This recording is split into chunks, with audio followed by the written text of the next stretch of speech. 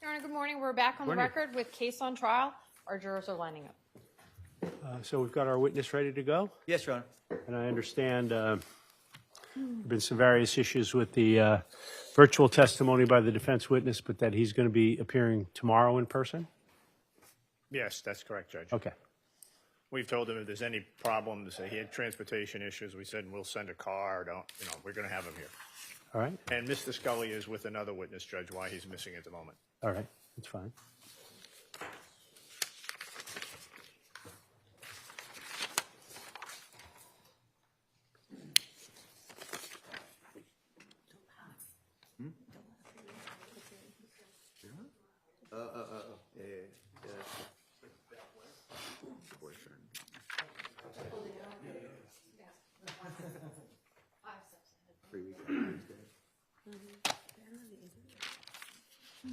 I don't know if I have that in here or not either.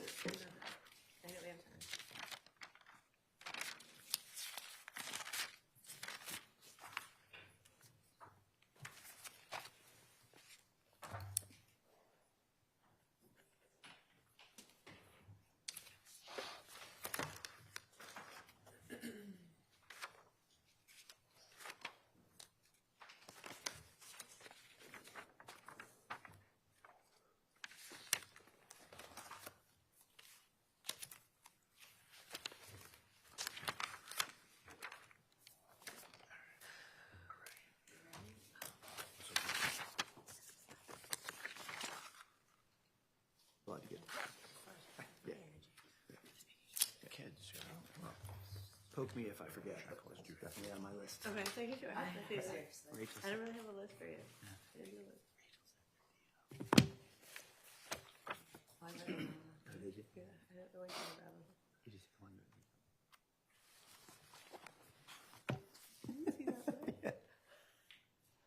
I knew I'd find out. No, she said that.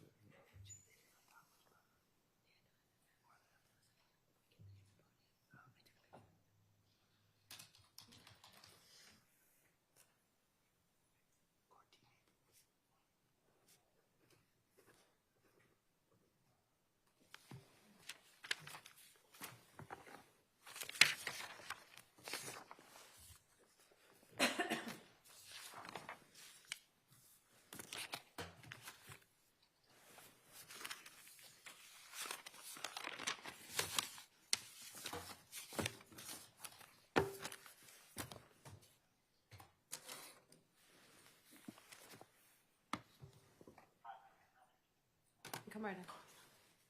Billy, we're good to go. You can come right in.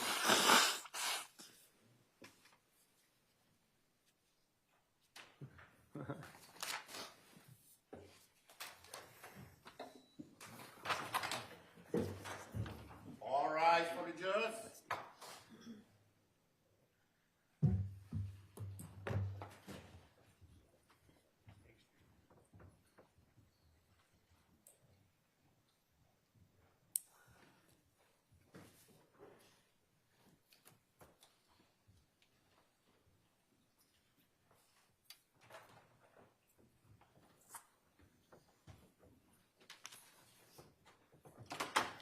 Be seated. Morning, jurors. Since we saw each other yesterday afternoon, has any member of the jury discussed the substance of this case with anyone, including among yourselves? Since we last saw each other, has any member of the jury seen, read, heard, or overheard anything from any outside source about any aspect of this case? I thought I was going to get through that without comment. The answer to that question is what? Thank you very much. We are proceeding with the presentation of the Commonwealth's case, and I think you're about to call their last witness. Mr. Camilio. Thank you, Your Honor. Commonwealth calls Richard Atkinson.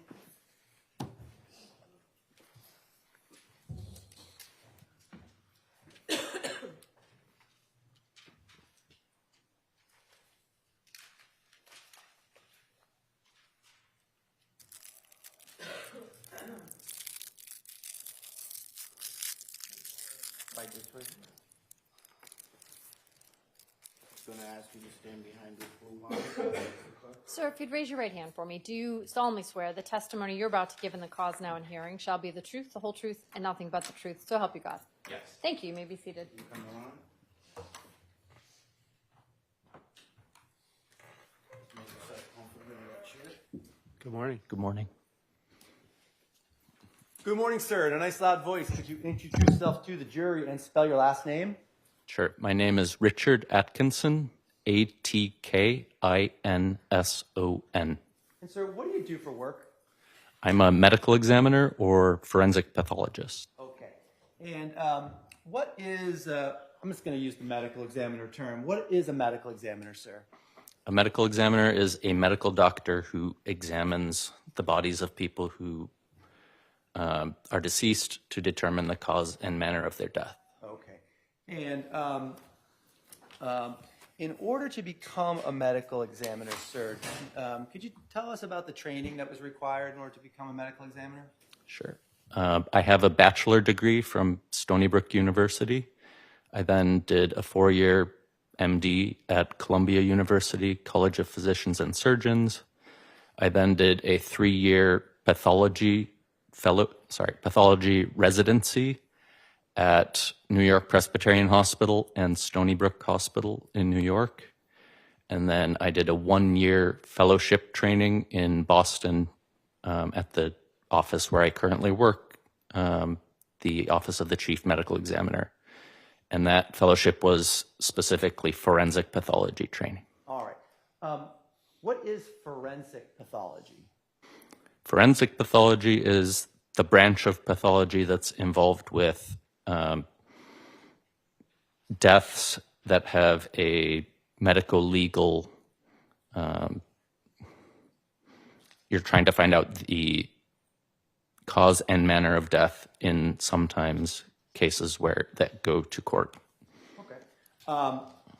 And you used the term medical legal. Does that sort of distinguish forensic pathology from sort of the things that I don't know, call them normal doctors, but doctors who are not medical examiners or forensic pathologists do?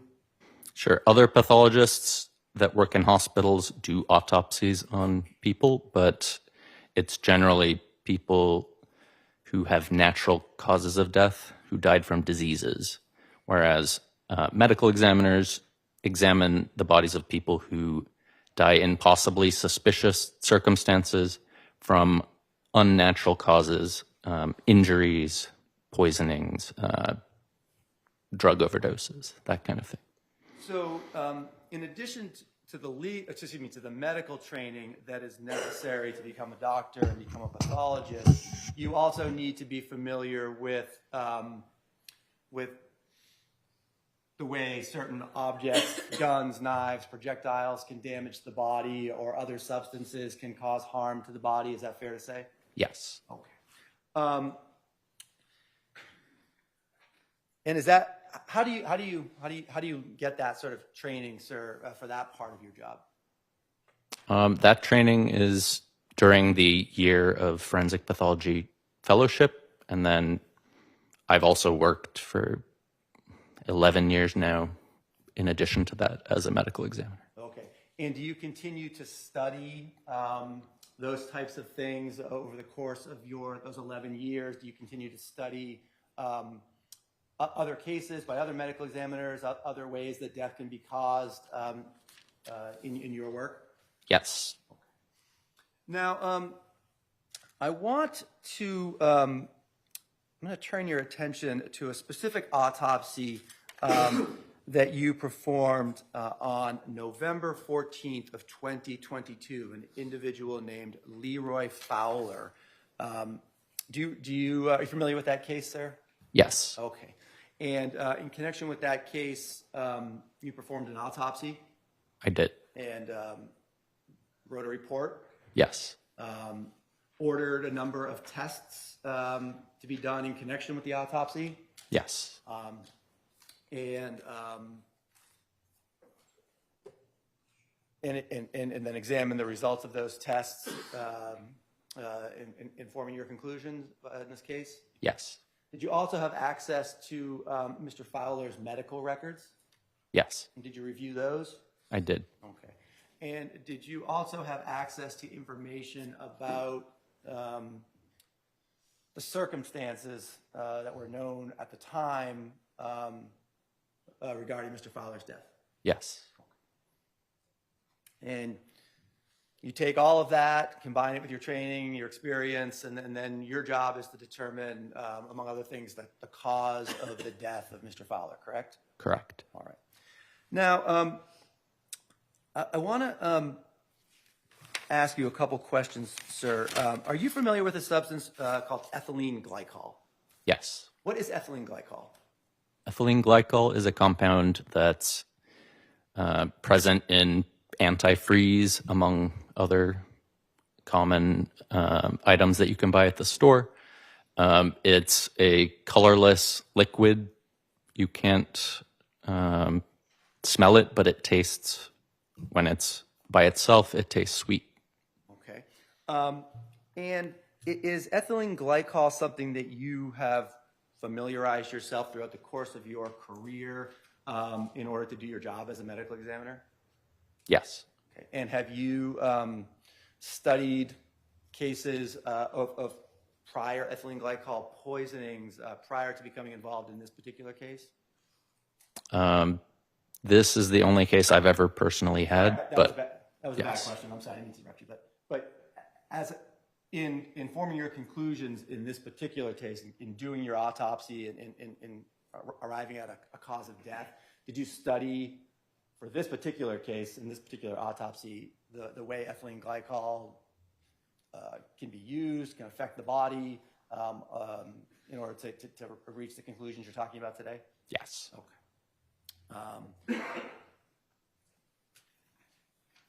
Would that include the study of criminal cases that involved ethylene glycol poisoning? I did look at some of those, yes. Okay. Now, how does ethylene glycol get into a body? All of the cases that I know of, ingested by mouth. So it's you drink it. Someone drink Generally, yes. it. Okay. And the fact that ethylene glycol, as you said, by itself is sweet, was that significant to you in the work you were doing in this particular case? Objection, Judge. I think that's beyond the scope. I'm going to permit him to say yes or no. We'll see where that takes us. You may answer, Doctor. I considered it, yes. Okay. And why did you consider it, sir? If it's sweet, it's easier to mix with another sweet drink that somebody might not notice that it's there. Okay. All right. And with regard to tasting sweet things or other objects, does that vary among individuals? The ability to taste certain things, taste sweet things, taste bitter things? Objection, Judge. I think that's beyond the scope as well. Well, let me see you sidebar. I just want to make sure I understand the objection.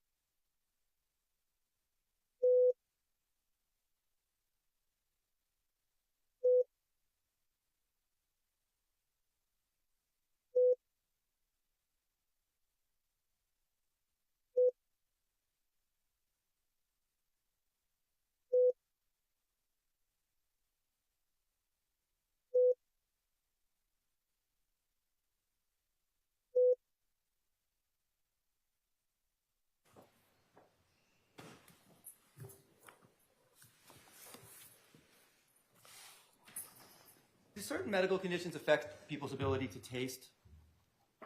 Yes. Okay. What sort of medical conditions can affect a person's ability to taste substances that they're drinking or eating? Judge, I would object again. It's a medical examiner who's testifying here. I'm going to sustain the objection unless you lay a foundation for Dr. Atkinson's expertise in this particular area. Okay. Is the ability to taste something that you studied in medical school and during the course of the rest of your medical training that you've had over the last 15, 20 years or so? Yes. Okay. And is that something that is generally taught at medical schools? Yes, it's losing your taste is a symptom of many diseases. So of course we learn about that. And what sorts of diseases or other things can cause a person to lose the ability to taste when they're drinking or eating? Again, objection, Judge. I will overrule it. I think a foundation has been laid. You may answer, Doctor. Several things can. One thing that comes to mind is viruses, viral illnesses can cause either a transient loss of taste or smell or sometimes permanent. Anything else? Yes, several other things. I can't think of any right now. All right, Doctor. I want to move over to the particular autopsy that you did in this particular case of Mr. Fowler. Right? Can you explain to the jury real quickly what do you do during an autopsy? What are the steps? Sure. In an autopsy, we examine the external surface of the body first and photograph it to look for signs of injury or disease that could have caused the person's death. We then do an internal examination where we cut into the body, examine all the organs, also to look for those things. And then, importantly, we take samples of the body to either test for fluids from the body or tissues from the body to test for things like toxicology or microbiology. Sometimes we look at tissue under the microscope. All of these things to come to the diagnosis. And then we also often look at medical records because those can help as well. All right. Now, in this particular case, had you looked at least some of the medical records or received some information from the hospitals where Mr. Fowler had been before starting your autopsy? Yes. Okay. So is that helpful for you for a particular reason? Do you want to know something about the history of the patient, or not a patient, I guess, by the time they get to you, but the history of the person you're performing the autopsy on before you start? Yes, any information is useful. Okay. And so you performed the external examination of Mr. Fowler in this particular case? Yes. Anything that was important or relevant that you noted on the external examination? The external examination was not particularly important. He had a scab on the top of his nose, some ecchymoses or bruises on one of his arms and both of his legs that I wasn't sure if they were bruises from trauma or from needles that he might have gotten during medical therapy. None of the things that you noticed or just described for us that were on the external examination appear to have anything to do with this cause of death. Is that fair? That's fair. Okay. So after the external examination, you move on to the internal examination. Is that correct? Correct. All right. And what does that consist of, sir? That consists of removing the organs, the major organs of the body, and examining them to look for signs of disease. All right. Now, when you did that in this particular case, did you make any findings or notice anything on the internal examination of Mr. Fowler that was important to you in reaching your determination as to cause of death? Yes. Okay. Could you list for us, and then we'll go through them, what were the things that you noticed during the internal examination that were important to you in arriving at a determination as to cause of death? Sure. His brain was very swollen. When you think of a brain, it has something called sulci, which are little grooves. If you've seen a brain, I'm sure you know what those are. When the brain swells, those become flattened, and so the surface of the brain is more flat. So that's the first thing I saw. Also, his brain stem, that's the portion that eventually becomes the spinal cord in your torso. The brain stem had hemorrhage in it, which you see when someone has a swelling of the brain that eventually kills them. He also had heart disease. His heart was enlarged. He had a bicuspid aortic valve. That just means it's one of the valves in the heart. A normal aortic valve has 3 cusps to it. People are sometimes born with aortic valves with only 2, and this is called a bicuspid aortic valve. It can cause issues with the heart. He also had atherosclerosis in his coronary arteries. That's just coronary artery disease, blockage of some of them. It wasn't super severe, but it was there. And then very slightly fatty liver disease. And finally, his kidneys were discolored and had a granular looking surface. Okay. So let's start with the brain swelling. You said that the brain was swollen so that the folds in the brain were sort of flattened out. Yes. Okay. And why was that significant to you, sir? That's a sign that the brain was swelling for some reason. Okay. And sounds obvious when I say it, but brain swelling is not good. Not good. Okay. And in fact, brain swelling can cause death. Yes. Okay. Now, the brain stem hemorrhage, that's connected to the brain swelling? Yes. Okay. What does the brain stem hemorrhaging tell you? It's what's called secondary brainstem hemorrhage, or also known as Durée hemorrhage. Okay. It occurs when the brain swells to the point where the cranial cavity in your skull doesn't expand its bone. But when the brain expands, it has to go somewhere. And there's a large hole in the bottom of the skull called the foramen magnum. That's just Latin for large hole. And that's where the brainstem normally goes through and becomes the spinal cord. When the brain swells, there's nowhere else for it to go but downward. So the brainstem, which is wedge-shaped, gets wedged into the foramen magnum and gets basically strangulated and dies. And that's why you see that hemorrhage. Okay. So the brain swelling and the brainstem hemorrhage, were those directly related to his cause of death? Yes. Okay. Now, you mentioned that there was he had an enlarged heart with the bicuspid valve. Yes. Okay. Did that have any effect on his cause of death?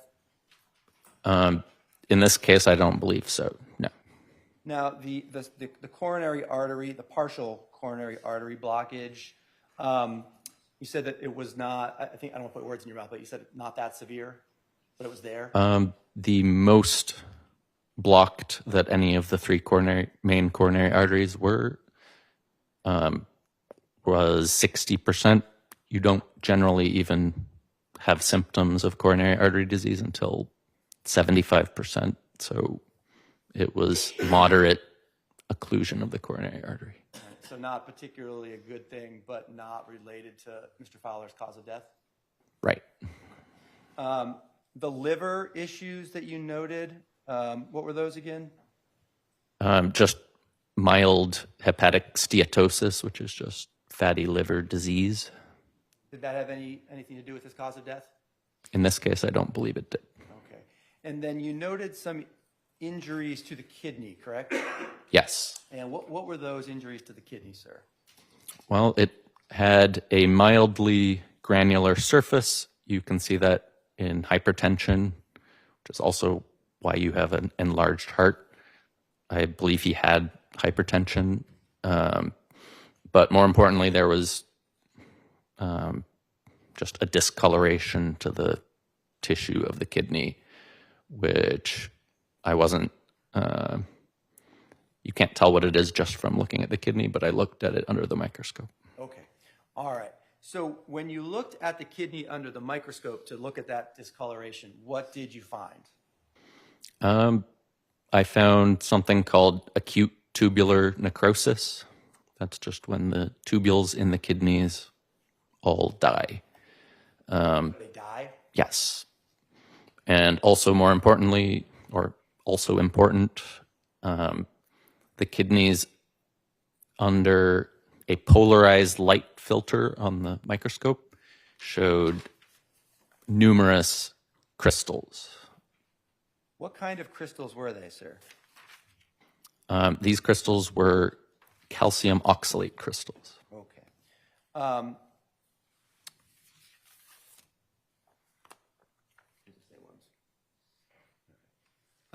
Sir, I'm gonna hand you 4 pieces of paper that contain 5 images. I'm just ask you to take a look at those, okay? Sure. Do you recognize those images? Yes. What do you recognize them to be, sir? These are images that I took of the microscopic images of the kidney that I included in the autopsy report. All right. And do these photographs depict the calcium oxalate crystals that you just mentioned to the jury? Yes. Your Honor, I offer these as the next, there's 4 pages exhibit. Any objection? No objection. They may come in.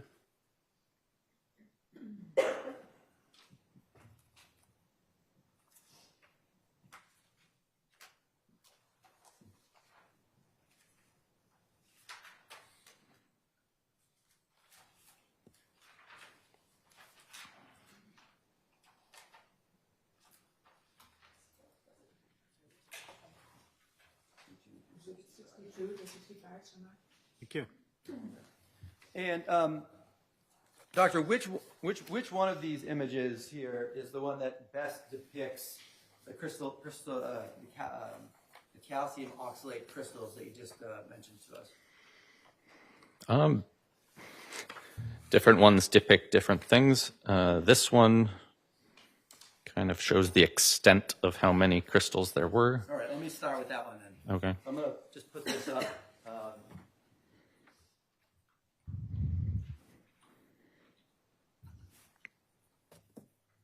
Which number is that, Mr. Camilio? This, thank you, Judge. This is 64.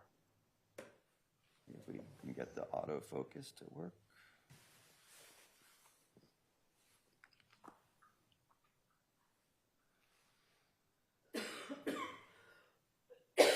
All right, there we go.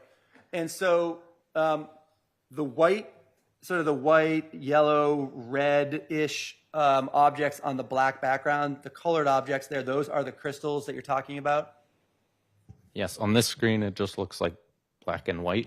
Yep. The black is what it would look like with no crystals because the light is polarized to where you can't see any of the kidney, and the crystals are the white that you can see. Okay. So that's how many there were in this area of kidney. And should there be any crystals in that area of the kidney? No.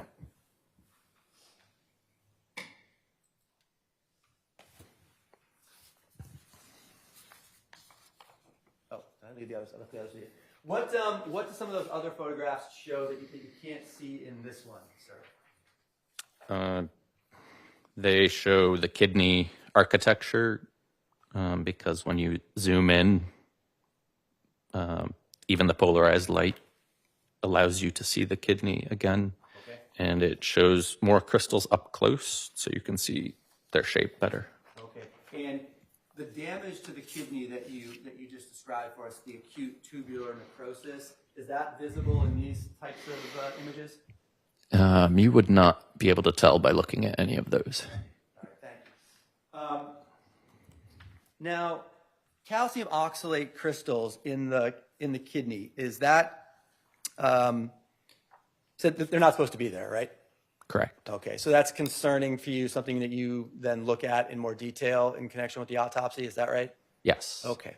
What based on what you knew about Mr. Fowler's presentation at Anna Jake's Hospital, Mount Auburn Hospital, and Beth Israel, combined with the calcium oxalate crystals that you found in the kidney, what were you now investigating as his cause of death?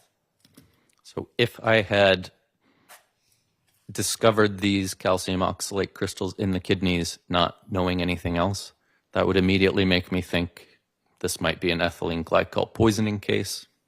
That's the first thing that comes to mind. Okay.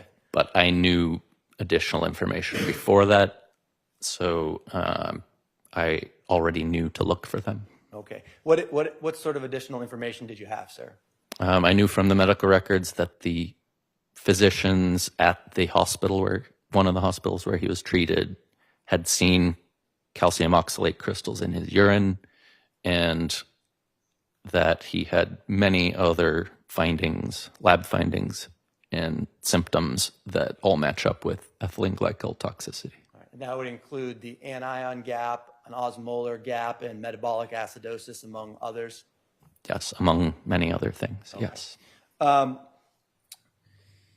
All right. So in order to sort of continue to explore, what you said was the first thing that popped in your mind is ethylene glycol poisoning.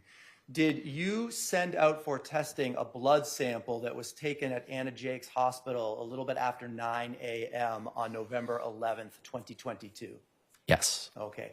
And what did you request that be tested for? Originally, it got sent to our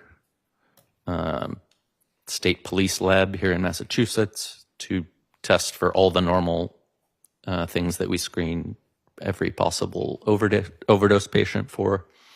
So it got tested for many things there. And then I asked specifically for it to be sent to NMS to test for ethylene glycol. Okay. So let's start with the original panel that was done by the Massachusetts State Police. Was there anything in that testing that you noted as part of your autopsy? Yes. Okay, what was that? That was positive for something called benzoylecgonine, which is a metabolite of cocaine. Okay. So there were some cocaine metabolites in Mr. Fowler's blood?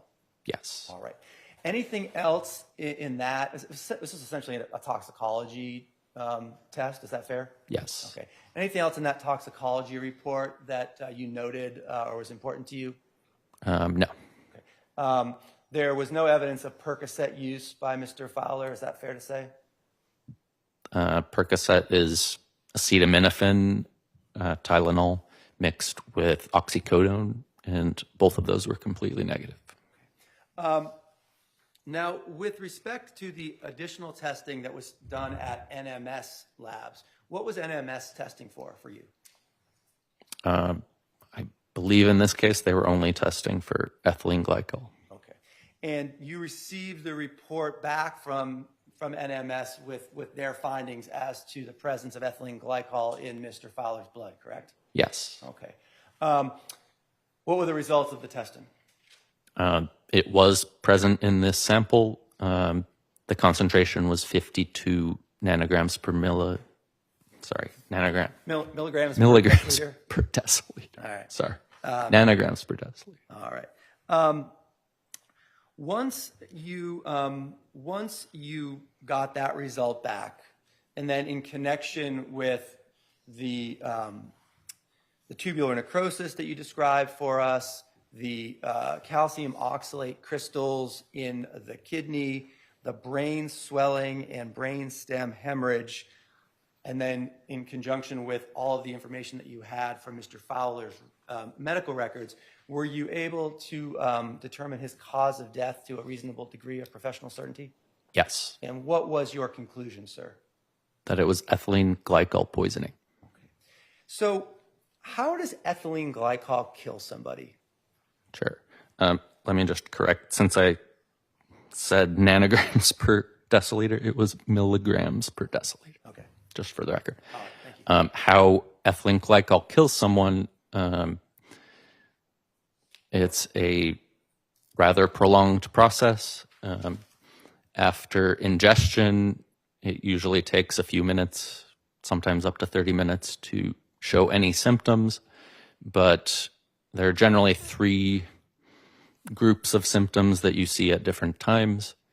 The first group generally happens in the first 12 hours, and you see mainly neurologic symptoms, so it acts a lot like ethanol intoxication. Ethanol is just the alcohol that people drink at bars. So you exhibit similar behaviors, loss of coordination, slurring of speech, confusion. Depending on the amount, you can also have vomiting, abdominal pain. You can even die during this period and have seizures. Then usually after 12 hours post-ingestion, you start having more cardiovascular symptoms, and those include high blood pressure, fast heartbeat. You can have what's called Kussmaul respirations. That's just breathing very quickly and very deeply. And you do that because what you also have during this period, even sometimes earlier, is metabolic acidosis. That's when your blood becomes more acidic than it should be. And your body wants to correct that by breathing deeply and quickly. So that's why you have those breathing changes. You can also, during this time, die from cardiac arrhythmias or from congestive heart failure. And then the later period, usually after a day or 2, you can have renal failure, kidney failure. And the reason this happens is, I should back up and say, ethylene glycol itself is not necessarily toxic when it's in your bloodstream. It gets changed by an enzyme in the liver into first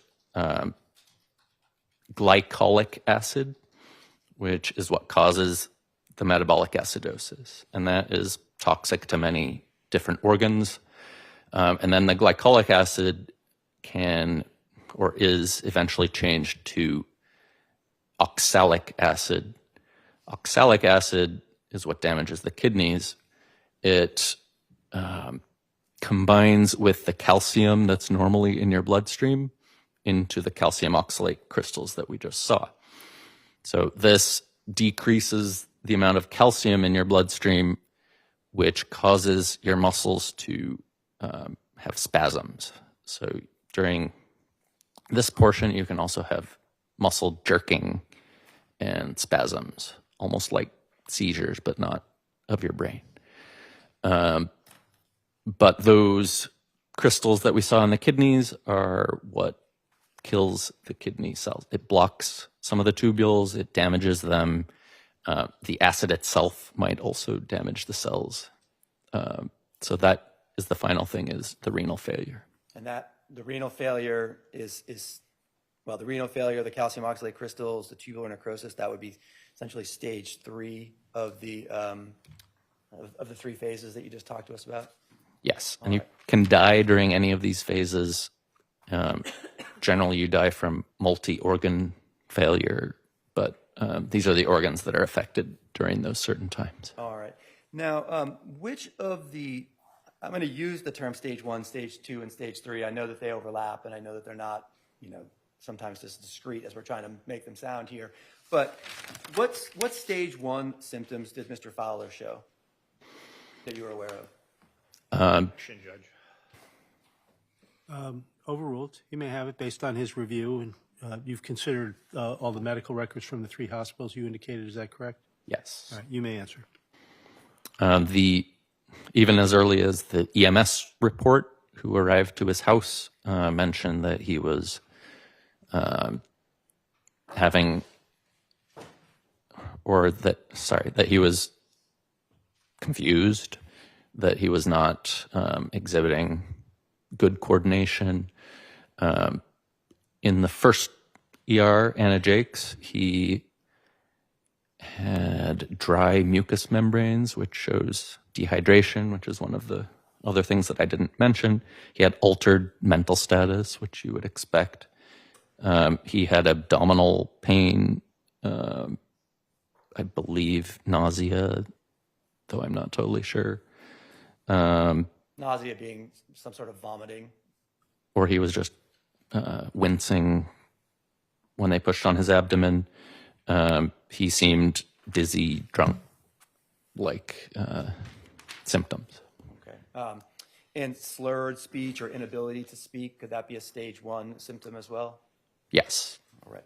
Now, into the stage 2 symptoms, which of the stage 2 symptoms that you just described for us did Mr. Fowler show? I believe in the first hospitalization, the first day that he was at Anna Jakes, he also had the fast, deep breathing that we described. That's the Kussmaul breathing that you just described? Yes. And that was the hospital where they first saw metabolic acidosis. Muscle spasms were present, is that fair? Either that hospital or the next one, they described jerking movements. Okay. I think the second hospital. Second hospital? Mount So that Auburn. would have been Mount Auburn? Yes. Okay. Now, the stage 3 symptoms that you described for us, which ones of those did Mr. Fowler display? If you're talking about the renal failure symptoms, it's kind of complicated because he showed signs of early renal failure at the first hospital. And then I believe in before he even went to the final hospital, his metabolic acidosis had cleared up, but was still showing signs of kidney failure. Okay. So he probably had kidney failure or some amount of kidney failure at all 3 hospitals. All right. Now, you mentioned so sometimes, as you said, some of those symptoms, they get put in the stage 3, but in Mr. Fowler's case, they might have actually showed up in stage 1 or stage 2. So it's not sort of one stage doesn't end and the next stage doesn't immediately begin. There's overlap and it depends on the course of everybody's different progress with the disease or with the illness. It also depends on how many ingestions there were, what times those were. So Multiple ingestions can change the timeline of symptoms. yes. Is that because ethylene glycol would then be hitting the bloodstream and hitting the organs at different points throughout that timeline? Yes. Now, you mentioned, sir, multi-organ failure. What is multi-organ failure? So that just means there's more than one organ involved in the death. And technically, probably most deaths are multi-organ failure Sorry, go ahead. at some point. But we use the term when they're hospitalized, still alive, but you can see multiple organs failing. Did Mr. Fowler show those signs of multiple organ failure? Yes. Which organs of Mr. Fowler's were failing or had failed during the course of his hospitalization? Well, his kidneys showed signs of failing early on. At the final hospitalization at Beth Israel, he lost pupillary reaction. That's when they shine a light in your eye. The pupils are supposed to get smaller. When they don't, that's a sign of brain damage. So his brain failed at the final hospital. Okay. And was that, obviously, when your brain fails, is that ultimately what killed Mr. Fowler? He was on a ventilator, so once you have brain death, the doctors do brain death testing to show that you have no chance of recovering, and then your body is still being kept alive by the ventilator and by your heart if it's still beating. But once you remove that, then that is when your body also dies. And so all of those symptoms that you just described for us were the result of the ethylene glycol poisoning and the body metabolizing that ethylene glycol into the other various substances that you mentioned for us? Yes. Okay. With respect to that metabolization, at some point during after exposure to ethylene glycol, the body essentially metabolizes all of the ethylene glycol, and now you're only left with these byproducts. Is that fair? It can, depending on whether your kidneys are still functioning. You can metabolize it all. In this case, he also was treated with something called fomepizole and also with hemodialysis, which is where you filter the blood outside of the body when your kidneys are not working. So that probably would have removed a lot of the ethylene glycol if there was any left. Now, just finally, doctor, did the cocaine that was in his system appear to have any effect on his cause of death? No, the mechanisms by which cocaine does cause death were not present here. Okay. So, your opinion, to a reasonable degree of medical certainty, that what killed Mr. Fowler is ethylene glycol poisoning, is that correct? Yes. Thank you. Nothing further, Judge. All right. Thank you. Mr. Norkunis. Thank you. Cocaine injection, doctor. Cocaine use by itself accelerates the heart rate, right? Yes. And this gentleman had heart problems, right? He did have heart You problems. indicated he had some sort of blockage in his arteries as well, correct? Yes. So cocaine use was a substantial risk to him with all those comorbidities already within him, right? Yes. Now, you began the presentation by indicating that, question from Julio, that you've had one case, correct, previous to this, dealing with ethylene glycol? Or was it the only case? This is the only case. Okay. And then you decided, you chose to go out and do some reading about ethylene glycol, correct? Yes, but also I had read about it before this. Okay. And were you also aware of a statute dealing with ethylene glycol in Massachusetts? The one about putting bittering agent into it? Yes. So Massachusetts legislature, in their wisdom, we assume researched the matter, and because of improper use of ethylene glycol, put a product into it in motor vehicle products in Massachusetts, correct? Correct. And the legislature determined that the Beatrix was one of the most bitter substances known to mankind, right? Yes, that's denatonium. It's big name, right? Right. I can't pronounce, but it's Benzoate. It's known as Beatrix, correct? Right.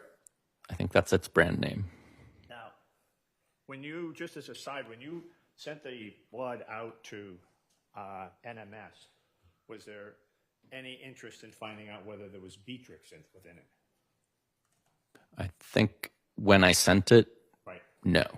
I discussed it with the detective later. All right, so the Trooper Williams, Yes, I think it was him. whether you should test for Beatrix? We discussed, he asked a question about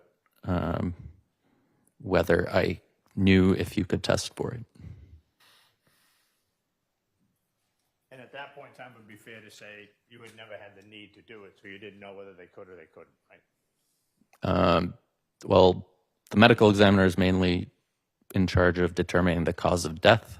So I believe I told him that we can't do it, but maybe some lab somewhere might, and I don't know. Okay.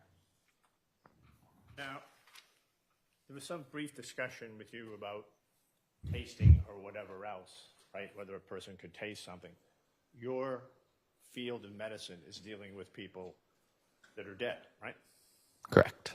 You can't determine whether they can taste or they can't taste, right? From doing an autopsy? No. Now, in this particular case,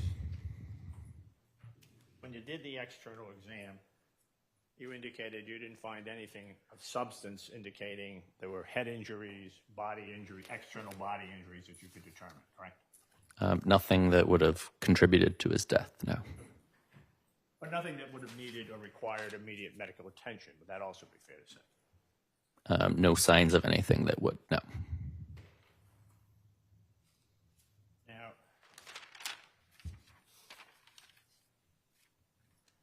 in relation to this particular case, you had talked about the calcium oxalate crystals, correct?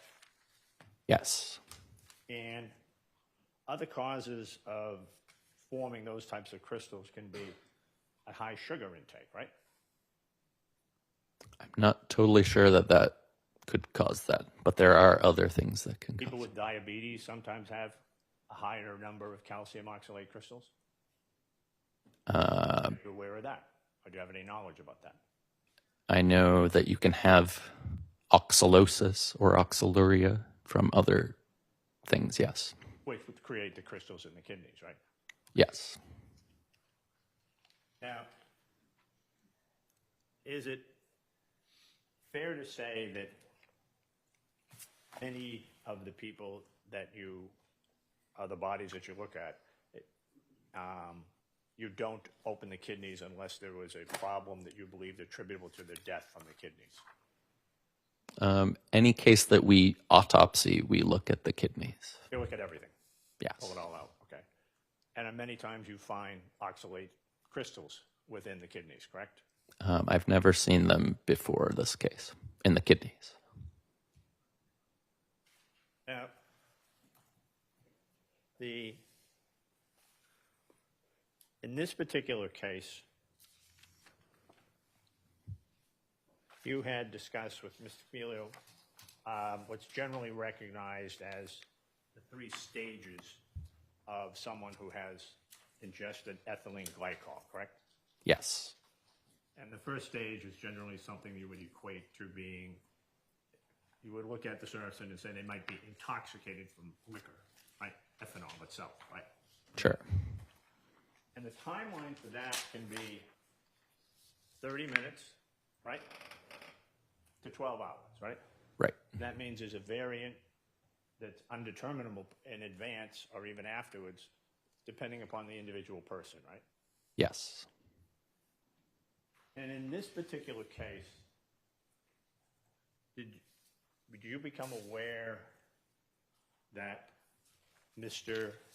Fowler, the deceased, was texting up until 5:30 in the morning on an iPhone with a consistent message and using and having the dexterity to manipulate that phone and use it all the way up through 5:30? Did you become aware of that? I don't think I knew that, no. And that would be something that most people who are inebriated and losing their dexterity and their physical abilities won't have fingers on a small screen that will be able to type a consistent message, right? Depending on the severity, The level of intoxication, right? that could be true, yeah. And at 7, assuming for me, at 7 o'clock in the morning, Mr. Fowler is sufficiently impaired that he can't stand up. That would show at some point in time that the first stage had come on within half an hour of that time frame, right? Maybe? No, I don't. If the stages are correct, right? I don't know You don't know at exactly what with him when it was exact on. hour you would lose the ability to text. Now, you get to look at his personal medical records, right? Yes. And then you get to look at the hospital records, Yes. and they said that he had polysubstance abuse, right? Yes. And generally, is it accepted in the literature that you have looked at in looking at ethylene toxalate that if you've talked about the medication and dialysis can assist the person, right? Yes. And if the person is receiving treatment, did you learn, within the first 4 hours, particularly the medication, that they can be saved? The earlier you receive that the medication and dialysis, the better chance you have, yes. And for those people that might not have the medications, you could also give them liquor, right, to change the ethanol to methanol, right, within the body. I believe before the 1980s, that was the original antidote. And it would still work to some degree, correct? it works nearly just as well, I think, as fomepizole. Now, in looking at the records from Anna Jake's hospital, he was taken there and arrived there at 9 o'clock in the morning, right? Approximately. Yes, I think like a minute or two before that. I can show you that, but I'll suggest that too. Right. Right. And he doesn't get to Mount Auburn until 9 o'clock at night. Yes, later that evening. And Anna Jakes is unable to recognize what his need for treatment is. It's fair to say from the records, correct? They were ruling out a lot of causes, and I think they had a pretty good idea by the end. But did nothing for it, correct? They did a lot of things. They intubated him. They never did started the diagnosis. No, they didn't have that diagnosis, right, of ethylene But they glycol poisoning. did not do fomepizole and hemodialysis until the second hospital. It was either one of those, right? Right. They didn't give him liquor off the shelf. So in essence, in terms of what his final resolution was, they didn't treat it, correct? No. And so by the time he left there, more than 12 hours likely had passed from any ingestion, correct? Yes. And at that point in time, then, he perhaps had already gone beyond stage 2, correct? Yes, possibly he was at stage 2 already in the first hospital. Now, and then they used dialysis upon him, you've indicated that, to take out his, the ethylene glycol that he has in his system, is that correct? Yes. Now, when you looked at the medical records, was that also inclusive of looking at the records from Beth Israel Hospital? Yes. And did you look at the record from on the 13th of November at 6:42 a.m. by Dr. Sin, S-Y-N-N? I looked at all of them at some point. Okay. And were you aware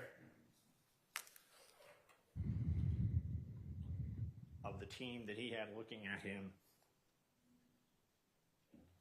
And his determination was that the history from Mount Auburn could be consistent with ethylene glycol ingestion. However, the story is a bit unusual. Yes. Remember reading that? Yes. And this, again, was the team from Beth Israel, correct? Correct. They had spent more than 65 minutes with him as they set out in their report, correct? Yes. Theoretically, and they say at that point in time, there was also no clear history of any ingestions in this particular case. And his levels are normal with them. And they were unclear as to whether it was actually ethylene glycol, correct, at that time? I'm not. Yeah, let me see it. May I approach it? Yes, you may.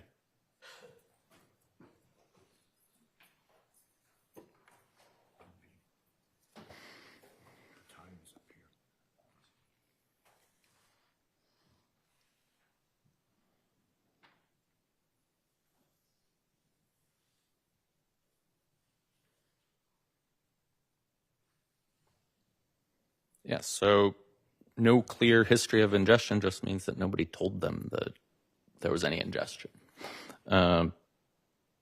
When they say that it's a bit unusual, they're talking about the fact that the osmolar gap was not high at the first hospital, which, Jake's, correct? right, which normally the osmolar gap is high at the beginning and gets smaller. And Parts growing up, that Right. would be in the first 12 to 15 hours, correct? So he didn't have that Right. within the first 12 to 15 hours. it's And that therefore makes it somewhat of an unusual situation, right? I do think there was a osmolar gap at the second hospital, but yes, it's not exactly the 3 stages, which I already said don't always follow that exact timeline. Now, at some point in time in the Beth Israel records, did they believe that he died of a stroke?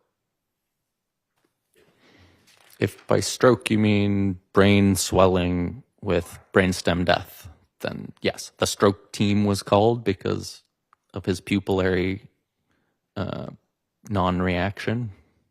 The stroke team gets called to come and see what's wrong.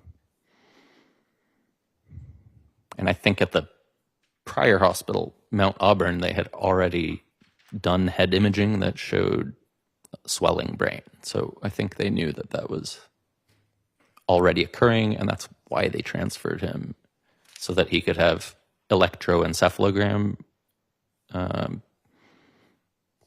monitoring at the other hospital, at Beth Israel. So at Mount Auburn, he gets dialysis, right? Yes. And he also gets that, I believe that medication that you mentioned, I think that was also used for him. Yes, fomepizole. Would you just spell that? I've heard it many times, and I don't know if it begins with an F or a H. I can't quite It's hear it. F. I hope I know how to spell it. FOMEPIZOLE.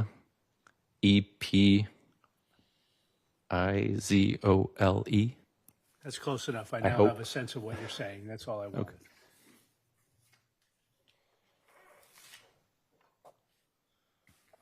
Now, when you sent out the blood sample to NMS and they came back with 52 milligrams per deciliter, that equals about 26 grams. Would that be the equivalent when you're chasing in the metric system into grams? Grams is the metric system. So milligram just means 1,000th of a gram. So no, it would be 0.052 grams.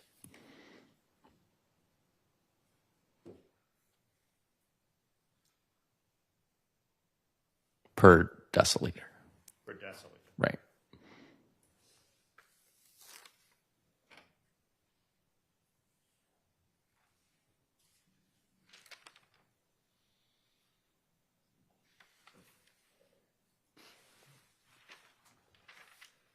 May I have a moment, Judge? Yes, you may.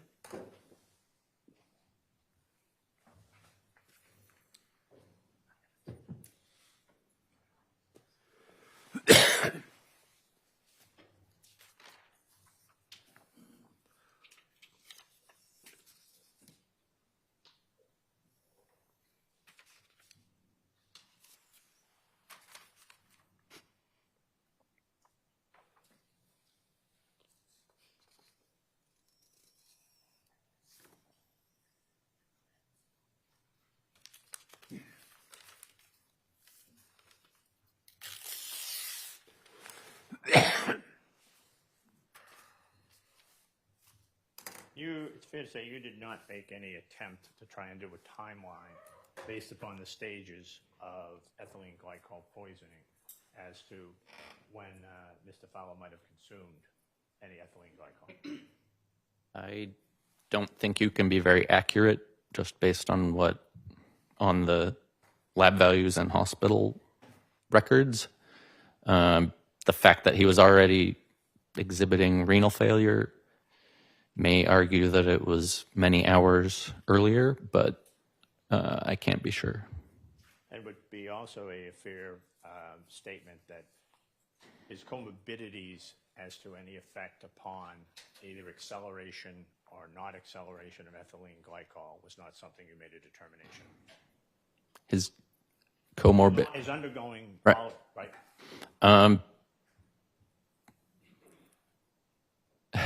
It's hard to determine if someone has a very, very bad heart whether they may have survived. In this case, I don't think so. But in a case where the poisoning was maybe could have been saved if they hadn't had heart disease, then I sometimes consider that. But in this case, I think he had so much that his kidneys would have failed no matter what, and his brain was swelling either from the toxic effect of the acids themselves or from lack of oxygen. And it's likely by the time he left Anna Jake's hospital, there was nothing any further medical care could do to save him, right? I'm not totally sure about that. Whatsoever. And the ethylene glycol was metabolizing and moving at whatever speed it moves through the body, right? And he's thoroughly into stage 2 at that point in time, right? Given the fact that he got the known treatment at Mount Auburn Hospital, the second hospital, For the timeline. and then still died, it's possible that he was on that trajectory after he left Anna Jake's, and nobody could have saved him. Thank you. Nothing further, Judge. Mr. Camellia? So just fair to say that getting him to the hospital sooner would have improved his chance of surviving.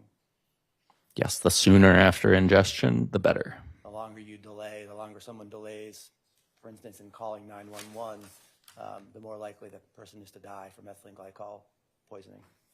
Yes, also the diagnostic process sometimes takes a long time. So if you have no idea what's causing something, it's harder to know that you need to treat it this certain way.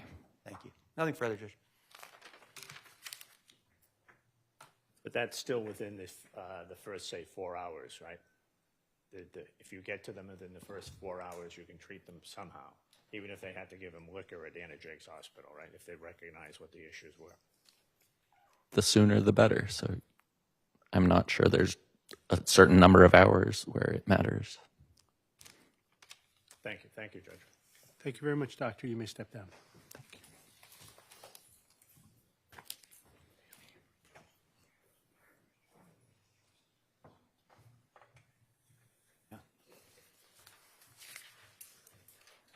Your Honor, as we discussed yesterday, I have a couple of things that I'm going to read to the jury. Would Court's you permission. stand sidebar, Judge? Yes.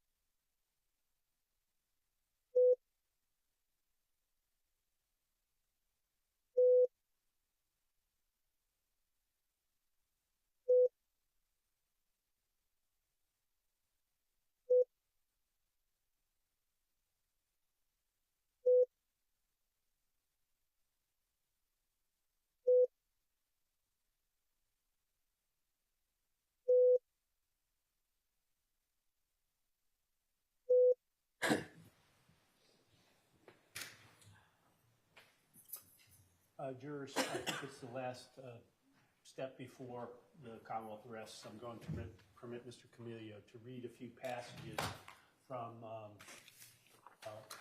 one or two exhibits that are already in evidence. These are these from a single notebook or from two different notebooks? Two different notebooks, Judge. All right. So you'll recall that notebooks that were seized in a search of 108 Central Ave are before you in evidence. Normally, we would have had Mr. Camilio, Trooper Williams, simply read these excerpts. It's for you to determine what they mean and what meaning you would attach to any particular excerpt that is read. Trooper Williams wouldn't have been permitted to give his own interpretation. And so to save time, that wasn't done with him on the stand. You recall we were trying to finish his testimony. So I'm now going to permit Mr. Camilio to basically read himself what he would have had Trooper Williams to read. Mr. Scully, on behalf of the defense, may or may not choose to read some other excerpts that he would have had Trooper Williams read on cross-examination. If he wishes to, perhaps he won't. Bear in mind, however, that you have these exhibits in front of you. It's for you to consider the content of all these exhibits, for you to give what weight and significance and interpretation to not only the passages that Mr. Camillo may choose to read or Mr. Scully, but for the rest of the notebook entries as you see fit to give them. Mr. Camillo is simply reading these to you. He's not going to do this in dramatic fashion. This is the dramatic reading. He's simply going to read the words to you. And if he was intending to do otherwise, this is my way of telling him this isn't a dramatic reading. And so bear in mind, he's really not a witness. He's simply an advocate who's reading this exhibit to you. The defense has copies of the exhibits. If they think he gets any of the words wrong, they will let me know. And again, if Mr. Scully wishes to read something after that, he may not, but if he does, you will then hear him read a passage or two. Go ahead, Mr. Thank you, Judge. I will strive for no drama whatsoever. All right. The first excerpt is from the red notebook, which has been previously marked as Exhibit 19. It reads at the top of the page, "I want the man you were, not the one you became, since letting your moral compass go, your guard down. Are you such a player now?" And then there's two lines that are crossed out, that only your feelings matter, screw mine. And then on the side of the page is written, "The evil seeped in and corrupted you beyond recognition." One of the other excerpts is now from Exhibit 18, and that is the purple notebook. "I hate being alone. I hate you for all the lies, exclamation point. You don't love me, exclamation point. This is not love with not underlined." And then on the next page, at the end of a longer entry, is written, "And I know what cunt face meant by challenge, in quotes. Have fun with the shithead AIDS victim she brings home. I will never be in competition with her. She'll lose every time in every way." Thank you, Judge. And with that, does the Commonwealth rest? Your Honor, the Commonwealth rests. All right. Jurors, I'm going to excuse you very briefly while I chat with counsel, and then we will proceed with the defense case, or at least the beginning of the defense case. All right.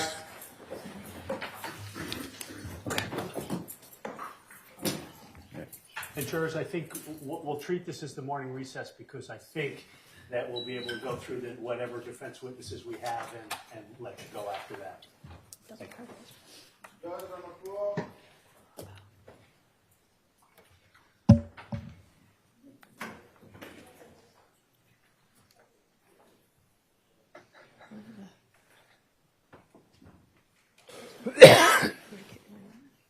No, it's not.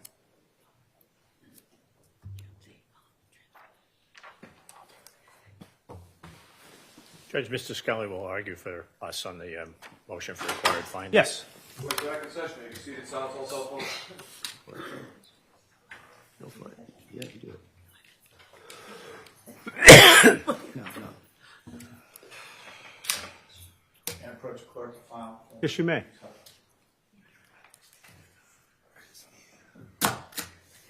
Mr. Scully, I just realized I didn't turn to you after Mr. Camillo finished and asked, did you want to read any excerpts, which I will still permit you to do if you wish, but I should have asked you formally, and I just forgot. That's okay, Judge. I was trying to figure out what, if any, excerpts I might read. Couldn't figure them out, so I was going to pass on. Okay, that's right. I apologize, still, for having neglected to formally ask you. Mr. Scully, I will hear you. Well, I don't think there's much to add. I know the court has been following along very closely, taking its notes. I think the case has come in the way primarily the parties predicted that it would come in their opening statements, and the prosecution has, introduced a circumstantial case which I feel, which I would submit to the court, doesn't prove anything beyond a reasonable doubt. We don't know what happened to Leroy Fowler here. There are multiple possibilities. I would suggest there are several that don't outweigh each other. And I would ask that if the court makes a ruling, that it does so in writing on this rather than, directly, and I would waive further argument. All right. Well, I'm not going to make a ruling in writing. I can almost never recall having made a ruling on a directed verdict motion in writing, even when I've granted motions in whole or in part. I am denying the motion. It's construing the evidence in the light most favorable to the Commonwealth, as I'm required to do, and drawing all inferences, reasonable inferences, in favor of the Commonwealth. I find that the jury could determine beyond a reasonable doubt that the Commonwealth has proved all of the elements of the charge of murder in the first degree by both theories, that being deliberate premeditation and extreme atrocity or cruelty. I don't really think I need to say more beyond that, but that sufficient evidence has been presented by which the jury could find that there was a deliberate intention on Ms. Church's part to poison Mr. Fowler with some ethylene glycol substance, and that the manner of doing so ended up being a killing with extreme atrocity or cruelty because the time frame, the various stages that Mr. Fowler went through, basically what a prolonged death this ended up being. So I deny the motion for directed verdict. I preserve Ms. Church's rights with respect to that ruling, and I'll say nothing further on that. The defense is presenting what witness or witnesses today? Judge, we just have one witness today. It's Michael Kahn. Michael Kahn, all right. From MCR Labs. Okay. Then before we give you all the morning recess, and then we'll hear Mr. Kahn and we'll recess for the day, let me just take up something I neglected to take up the other day, which was that Exhibit N. This was a thumb drive that contains a video, which I viewed. I'm sorry, it was Exhibit P. Was right? the thumb drive? Yes. Yes, Exhibit P, okay. Which contains a video set to music. There were, by my viewing, 14 photographs and 3 either videos or moving photographs of Ms. Church and Mr. Fowler together in various locations. In a few photographs, their dog is with them. From the way that Ms. Church and Mr. Fowler are dressed in the various images, it appears to me that, and there are 17 separate photographs or moving photos or videos, it appears that they were taken on 6 different occasions, as far as I can tell. The video is 42 seconds in length. Mr. Scully, what is the theory of admissibility on this, and where did it come from? So this, there was testimony about this. I cross-examined Trooper Williams about when he searched the phone, and he was through the prosecution introducing various excerpts and photographs and the like that he found on the phone. Right, and he didn't see the video because he didn't think that a video of this sort, he hadn't seen it, was within the scope of the search warrant. So I don't think he testified to that, Judge. I think he was. he actually said that. He said, "I don't believe I saw the video. It wasn't, I couldn't search for just videos like that." I think he saw the video and was familiar with it and overlooked it. That's my sense, Judge. I don't. Your sense from what, Mr. Scully? That's From my what he recollection said of the on the testimony. stand? Right. In other words, the limitations to the search warrant that was for text messages and data and the like is not the same limitations as for photo and videos. They obtained a different search warrant for photos and videos, is my recollection, and I'm not aware of any restrictions to them. He didn't have a clear memory, is my memory of his testimony when I tried to cross-examine him of the video. It wasn't, so my point is this goes to the police bias in the investigation, that they are willfully overlooking evidence that showed the positive relationship, the loving relationship that did exist throughout the years between Judy and Leroy. And they're cherry picking things from, years past, 2000, at least 18, 19, 20, 21, from various sources on the phone, these little constellation points, and now trying to put them together on that evidence table up there, while completely turning a willful blind eye to some basic information that there was that I think the title of that video was Together Through the Years, so it seemed appropriate because it shows a span of time and the loving relationship in a softer light than the one than just the text messages, which are more of an explicit nature that also came in through Trooper Williams. All right. I understand the theory. I'm just looking back at my notes, what I took down in response to what he said, and what I had him saying, this isn't a direct quote, but it was my understanding of what he said, was that he wasn't permitted to view it, and he couldn't say that it came off the phone. So if it's a Bowden theory that this is evidence that they overlooked of this loving relationship, I don't think there's an evidentiary foundation for it. But what's the Commonwealth's position with respect to this? You objected, but I didn't ask. I do, Judge. This is my understanding, based on what I've seen on that disc, that I don't know how much the court knows about iPhones, but iPhones have some capabilities to sort of create these things just sort of on their own. They it's a way to show you your memories. I'm not that much of a Luddite. Mr. No, I didn't mean that, but this is something I didn't know. Enjoy them. My phone creates them, and all of a sudden I'm looking at the stroll down memory lane. Right, so yes, I enjoy them. Maybe I'm more of a Luddite than you. I really depend on Mr. Asnick for my technology education in this case, but and Trooper Williams for that matter. But this is I don't know, Apple creating this thing for you to sell you and keep you invested in the Apple ecosystem. I don't think that so the fact that it wasn't created by Miss Church, so it doesn't show her view of the relationship. It doesn't go to her state of mind.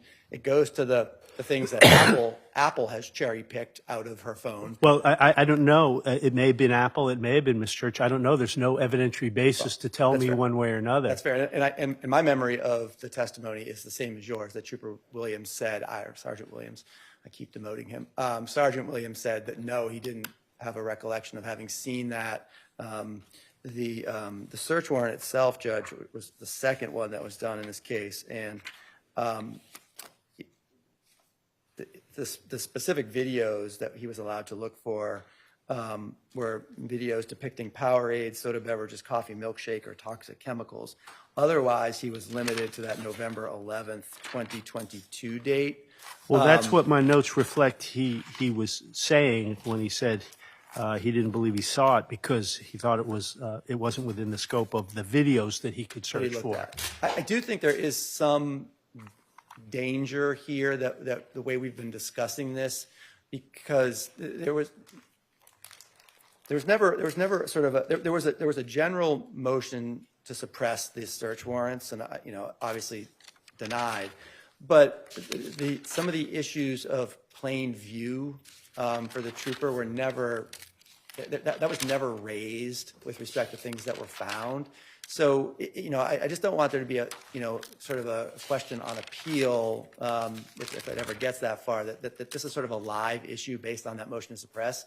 That was not litigated in that sense. So I don't see that as a live issue. But I think what is important for the admissibility of these documents is right here is that, as the court said, there's no evidence that Trooper Williams ever saw it, so he couldn't have considered it for purposes of Bowden, and there's no evidentiary foundation for saying how it got on the phone, who made it, was it technology that did it without anyone knowing it was there? Was it Miss Church?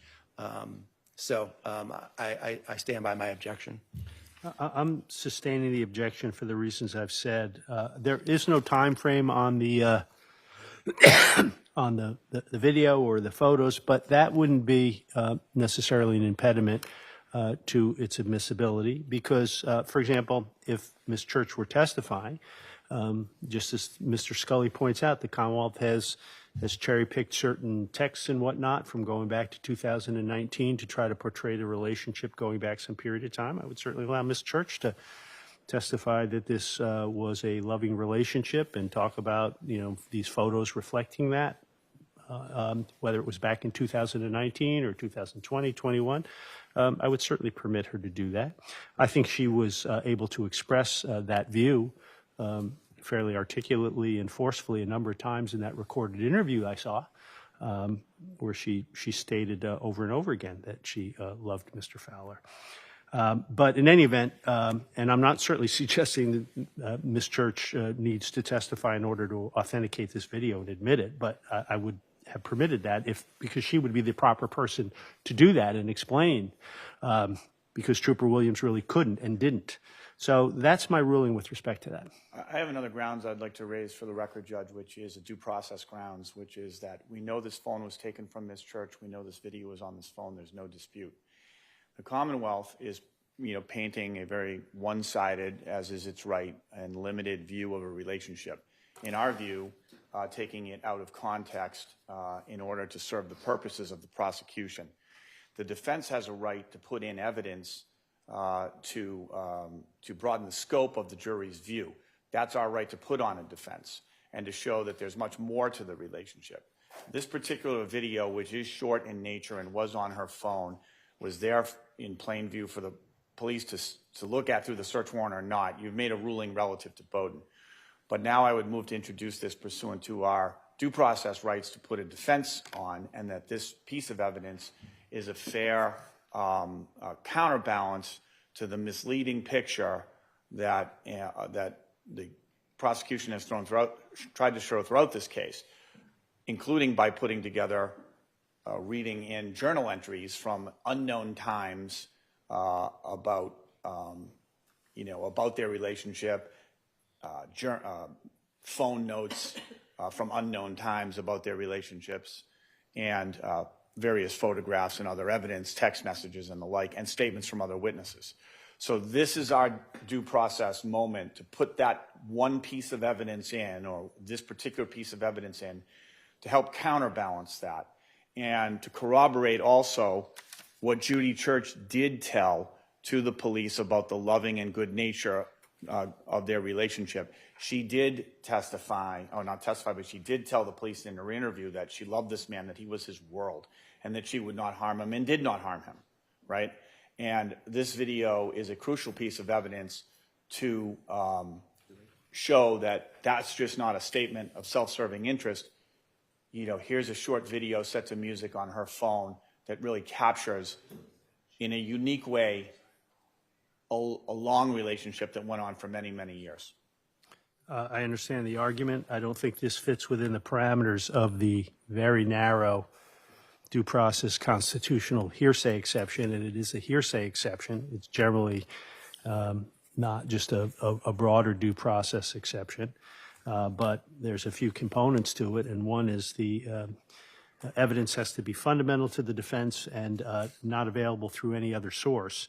The case law under Drayton is the case, but the case law under that particular exception even makes clear that if, for example, the evidence sought to be introduced pursuant to the exception is available if the defendant testifies, that's a factor cuts against its admission under the due process exception.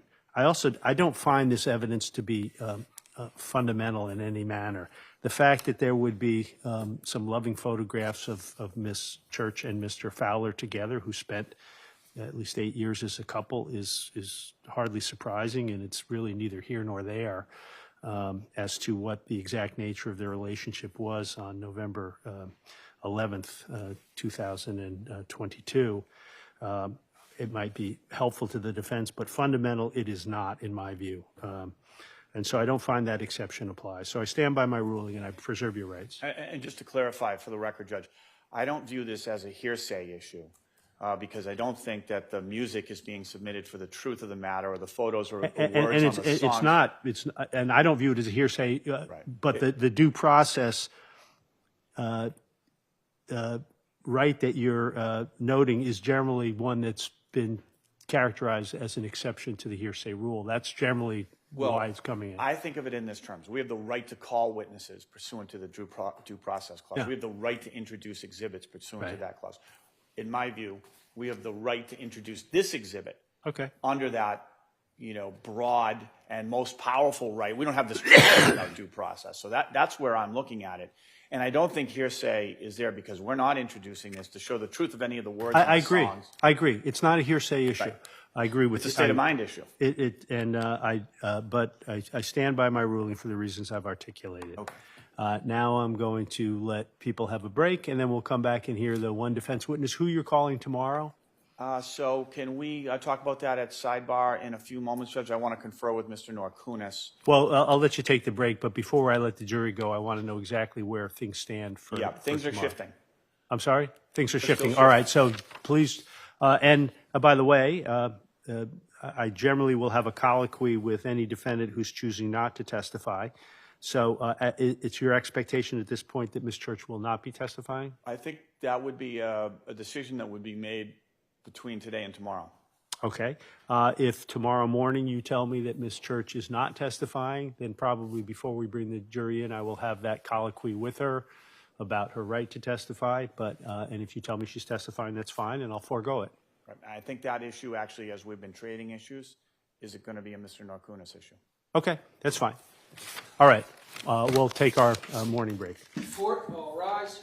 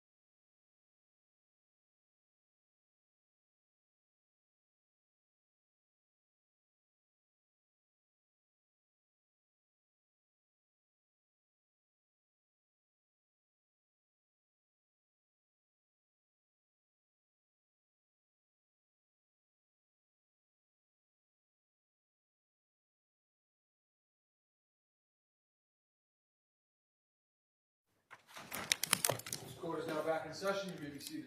We're back on the record with case on trial, Your Honor. Jurors are lining up.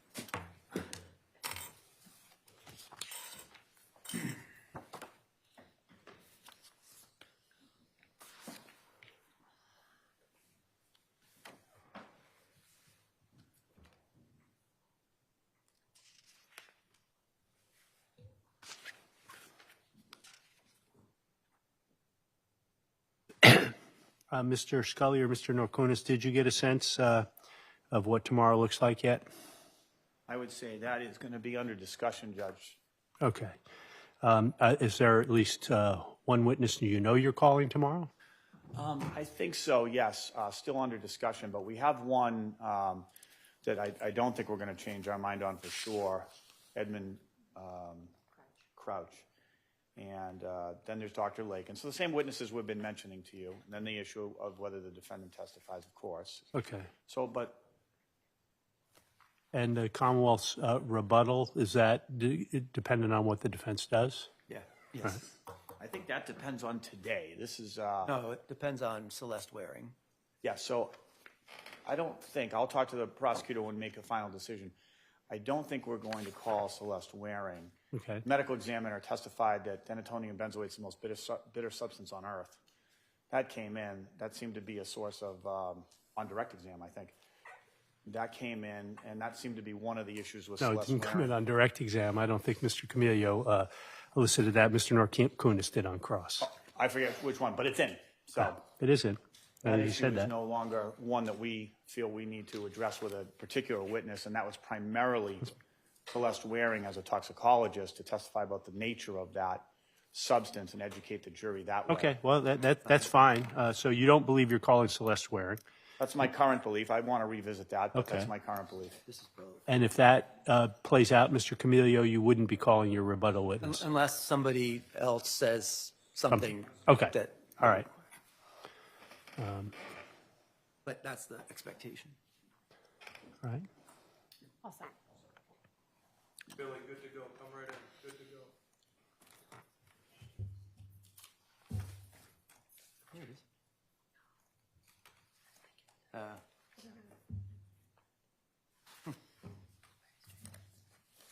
Mr. Camillo, are you doing the closing? Yes, Your Honor. And Mr. Norkunis? Yes. All right, we're good.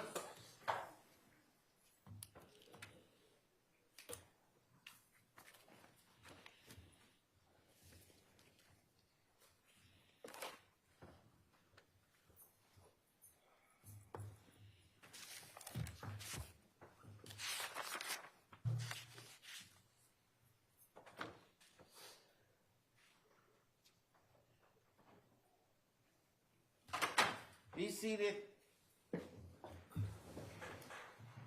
Jurors, that was a more leisurely break than I had anticipated. I hope people aren't hyper-caffeinated.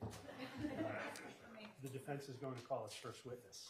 Mr. Scully? Thank you, Your Honor. Defense calls Michael Kahn.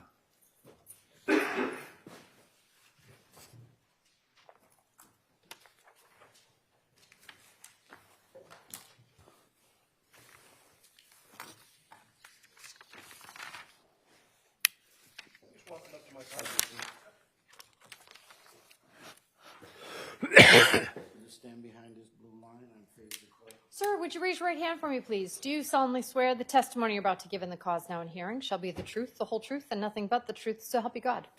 Thank you. You may be seated.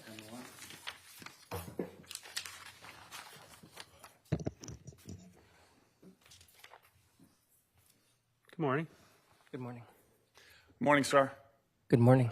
Okay, so that microphone both projects your voice so that the jury and others can hear you clearly, and there's a recording system connected to that microphone, so best you can stay fairly close to that, okay?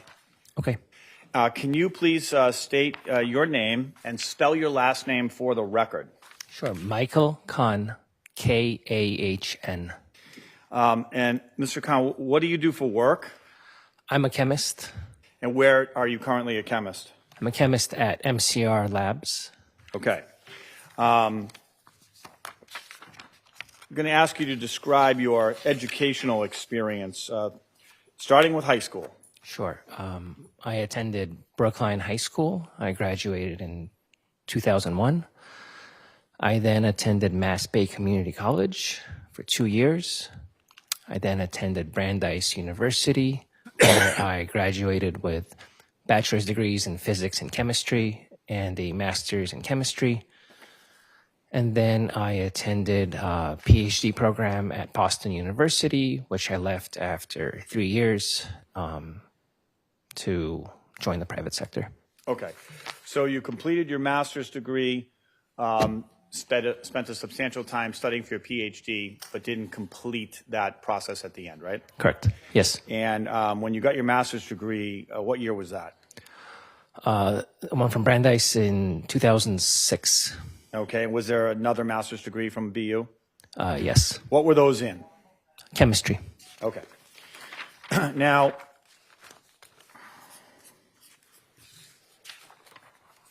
have you published any works related to your field? In chemistry, yes, there was a platinum paper and then a separate crystallography paper for the crystal structure of THCA. What is THCA? Tetrahydrocannabinolic acid. Okay. Now, as far as your employment background, starting maybe at BU and moving forward, did you work at Boston University for a time? I was a research fellow and a teaching fellow, so I taught chemistry and I taught chemistry classes and laboratories, and I did research there. And do you remember the approximate years that was? That was 2006 to 2009. That was when you were in the PhD program? Yes, concurrent. Okay.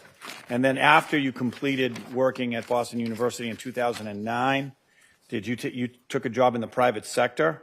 Yes. Where did you go to work? What was the name of the company you worked for? It was Shiloh House Jewish Day School, elementary school. And what did you do there? Science and math teacher for grades 1 through 5. How long were you an elementary science and math teacher for grades 1 through 5?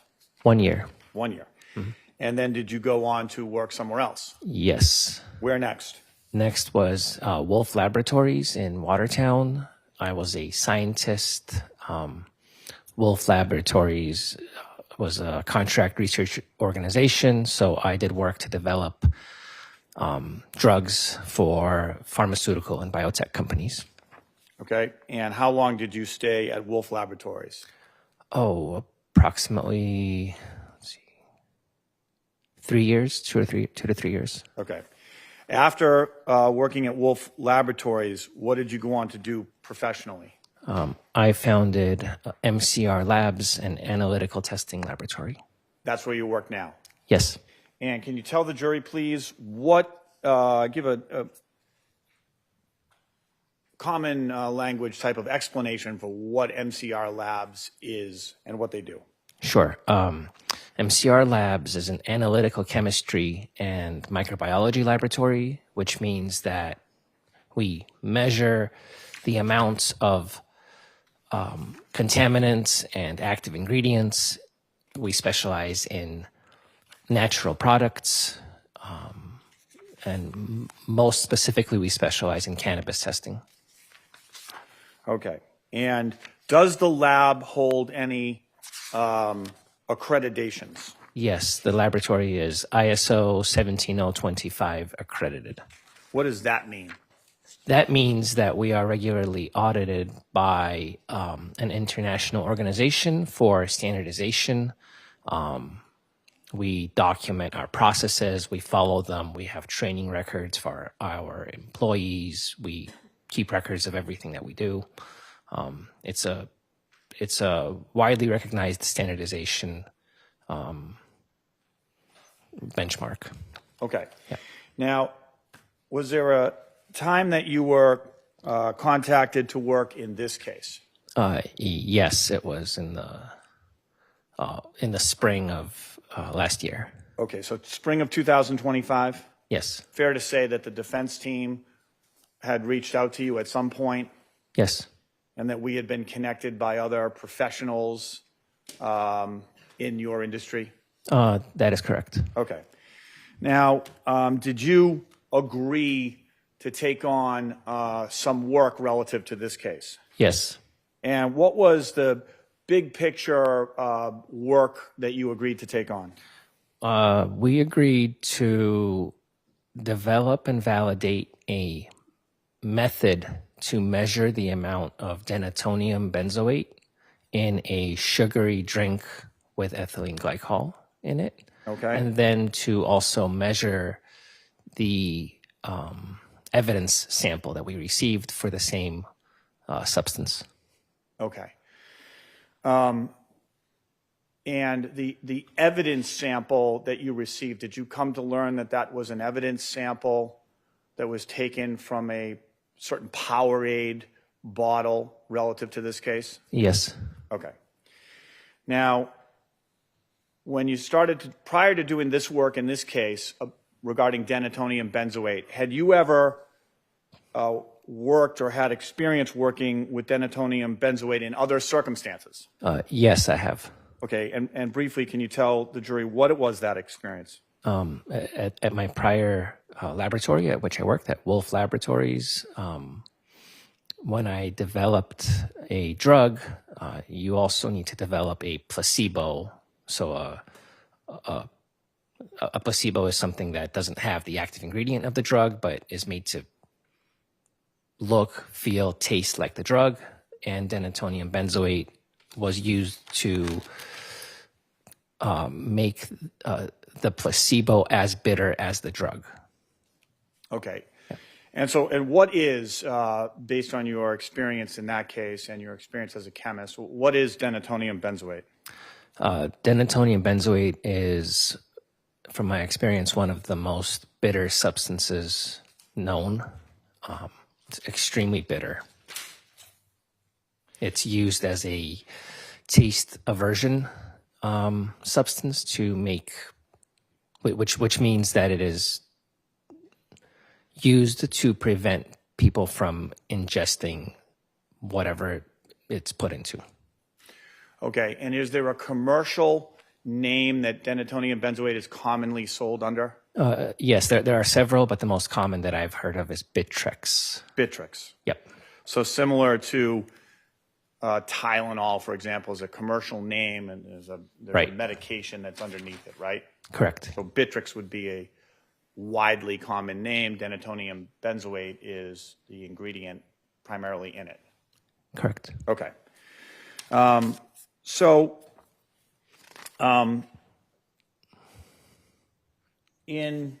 When you started to do the work, in this case, to do the testing you just described, to see if denatonium benzoate existed and to measure it in the sample that came from the Powerade, did you divide that work into basically two different phases? Yes, depending on how we characterize them. Yes. And what generally was phase one? Phase one was developing the method and then validating the method, which in layman's terms means that we made sure that we can measure denatonium benzoate in a sugary sports drink type matrix with ethylene glycol in it at various levels. And then the validation portion is to confirm that the method works as intended. And then phase two would be the measurement of the actual sample that we received. Okay. And were you able to successfully complete your work in phase one? Yes. And did you generate a certain report at that time or the like? Yes, the validation report. Yep. Okay. So having completed your phase one work, is there a phase two that you undertook to do? Yes. And what was the goal, in phase two? To measure the amount of denatonium benzoate in the sample that we received from the court. Which again is the Powerade sample, is what you were informed, right? Correct. Okay. Now, were you able to perform that phase two work satisfactorily? Yes. And did you document the steps that you took? Yes. And was your laboratory able to reach any conclusions? Yes, we measured denatonium benzoate in the sample that we received. Okay. So the sample that you received, which was the Powerade sample now, was tested basically positive for denatonium benzoate, right? Yes. Okay. And then was there a next sort of part of the phase to now measure, okay, it's in there, but how much is it in there? Yeah, we measured it 3 times. So what we do in this phase is take certified reference materials. We create what is called a linear curve. Therefore, we take a certified reference material, which a different laboratory produces in pure form. We create several different concentrations, so different amounts of the denatonium benzoate. We inject all of them on high-performance liquid chromatography with tandem mass spectroscopy. We measure the signal that we get from our created linear curve, so different amounts of denatonium benzoate as injected on the instrumentation, and we compare in triplicate dilutions of the sample from the court, the evidence sample that we received, and we compare it all at once to the samples that we prepared from certified reference materials. What we found was those 3 measurements came in at 116 parts per million, 112 parts per million, and 113 parts per million for an average of 114 parts per million denatonium benzoate. Okay. And so at that point, did you prepare a certificate of analysis to document your work Yes. and your conclusions? Yes. Okay. And do you recall the date that the materials were tested? I don't recall off the top of my head, but it's here. I can look. Your Honor, can he refresh his memory with the certificate of analysis? It's Yes, he been may. provided. Go ahead, sir.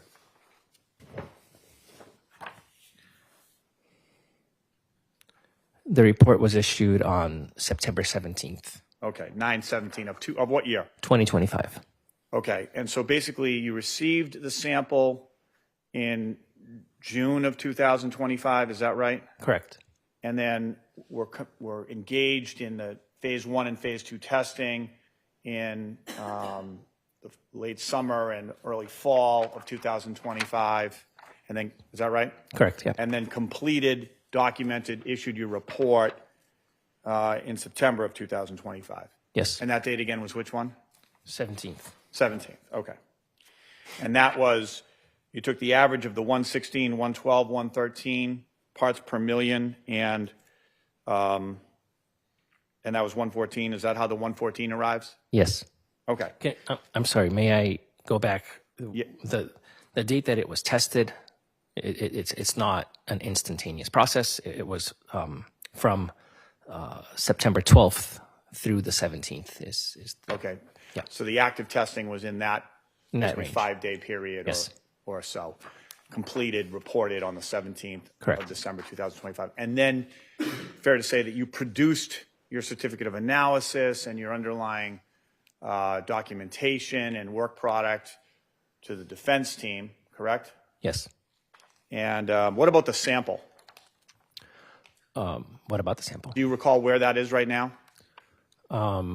There's pretty much none left. Okay, so most of the sample was used Yes, it's used up. in the testing. right? Yes. And that's documented as part of it, right? Yes. Okay, so the number, the 114 parts per million of denatonium benzoate, what does that mean? So parts per million is a weight-based measurement, which means that for every unit of weight of the drink itself, there are 114 parts per million of the denatonium benzoate. It goes from percentages. It's 1 part per 100. 1% is 1 part per 100. 1 part per 1,000 is 1/10 of that. Well, 1 part per million is 1/1000th of 1/1000th.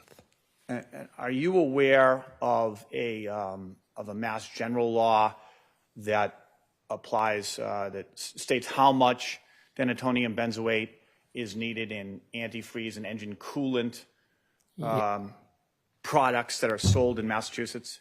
Yes, I believe that range is 30 to 50 parts per million. Okay, so this score that came in is substantially higher than even that amount, right? In our sample, yes. Okay, and is it fair to say your amount, 114 parts per million, is a measurement of the sample that you received in 2025, right? Yes. And does that mean that it had 114 parts per million if it was originally obtained in November of 2022? Not necessarily. Right, so that you're not able to test what were the conditions in 2022, right? Correct. I can't do that. You can't do that. You can just take the sample that was given and do the testing on that sample. Only as we receive it, yes. Okay.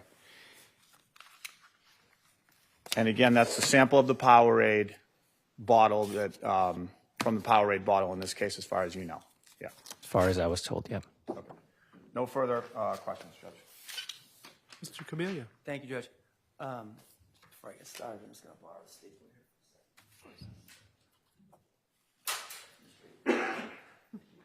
here. Good morning, sir. Good morning. So you were telling us a little bit about your lab at the beginning of your testimony, correct?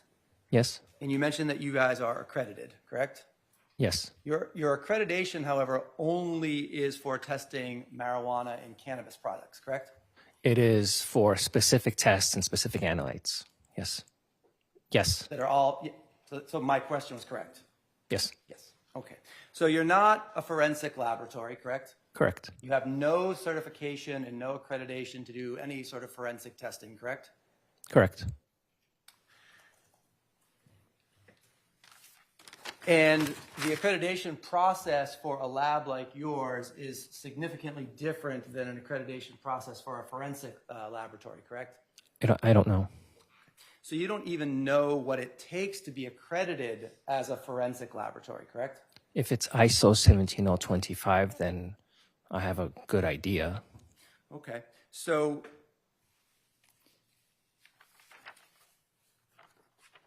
aside from the testing that you performed in this particular case, all of your testing that you're accredited to do is for cannabis inflorescence, plant matter, cannabis concentrate extract, and cannabis infused products, correct? That's what we need accreditation for, yes.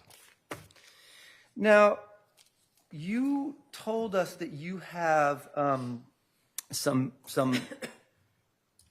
professional knowledge about denatonium benzoate, correct? Denatonium benzoate. Yes. All right. And are you familiar with the studies involving the use of denatonium benzoate to prevent people from ingesting objects that contain I'm just going to say the Bitrex because it gets a little bit long. Is that fair? Somewhat. Somewhat. Okay. So you are familiar with the fact that every study that has been done regarding the addition of bittering agents to household products such as antifreeze cannot be justified on any actual data, correct? Can you repeat the question? Sure. There's all of the testing that's been done regarding the addition of Bitrex to products like antifreeze show that Bitrex does not prevent any types of poisonings with antifreeze, correct? I'm not sure I can comment on that. I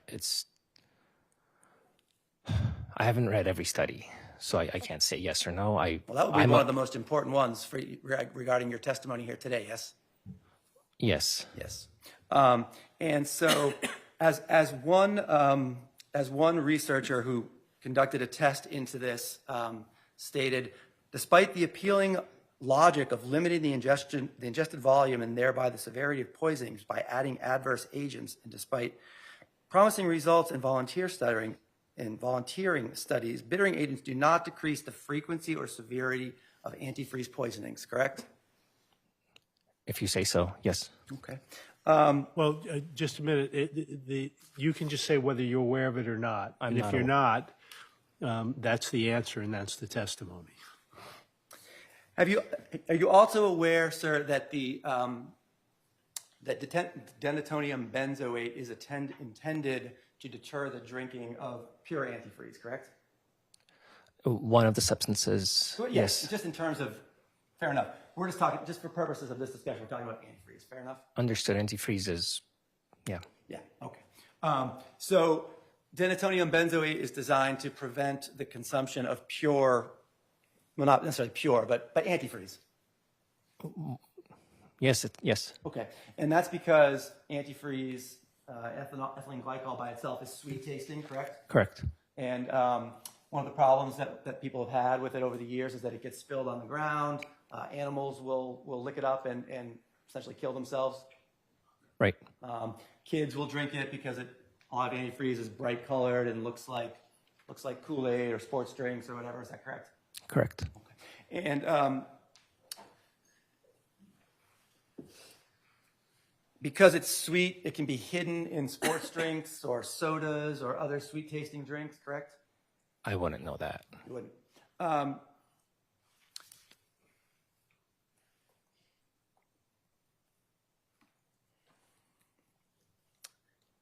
Are you familiar with the studies that show that when you add sugar to denatonium benzoate, the bitterness of the denatonium benzoate is markedly decreased? I'm not aware of those studies.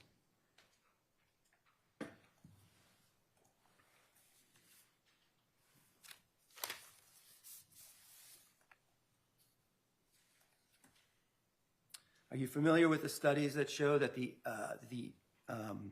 there has been zero impact on the number of ethylene glycol poisonings since bittering agents were added to antifreeze? From what I've read, I have seen citations that said that there was not enough evidence. I'm not sure that I've read that there was zero evidence. It's just not enough is what I've read. So you're not familiar with the fact that the poison control centers in the United States have concluded that the number of ethylene glycol poisonings have remained at the exact same level after the introduction of denatonium benzoate as before the introduction of denatonium benzoate to antifreeze? I've read something to that effect, but I haven't delved into the numbers myself. Okay. So what you've read in your studies of these things is that the denatonium benzoate does not have any effect on the number of poisonings for ethylene glycol. That is a stronger statement that I can, I don't know. Now, you said that the testing in this particular case was, for the sample, was done from September 12th to September 17th. Is that correct? My notes say that the testing itself, the injection happened on the 12th, and then the report was issued on the 17th. All right. So when you say the injection, what does that mean, sir? In our process, we take an aliquot, a sample of a portion of the evidence sample. We dilute it to our method conditions that we validated prior to that, which then gets injected on our instrument, a high performance liquid chromatography tandem. I'm just going to stop you for a sec. Not because you probably are answering my question, but I just wanted to know, you started testing the liquid that came out of the Powerade bottle on September 12th. Yes. Okay. So that's when you inject it into your machines, and we don't need to measured it. I know there's a very scientific process that I'm not smart enough to understand, but that takes about 5 days and ends on September 17th, correct? It's a shorter process, but the data analysis and reporting may take longer. So on September 17th, 2025, that's when you or somebody else that you will work with is able to interpret the data and determine that there's these 114, we're just going to say 114 parts per million in the samples. That is the date that we issued the report. Okay. And is that the date that So at some point between September 12th and September 17th, that's when you were able to reach that conclusion? Yes. Okay.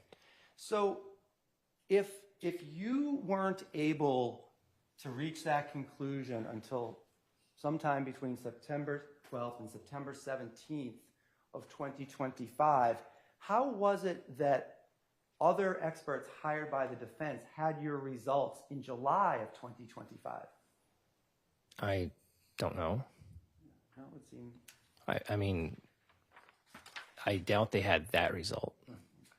So did you know a woman named Celeste Waring was hired by the defense in this particular case? I'm aware of Celeste. And you provided your results to her so she could make her own conclusions from them, yes?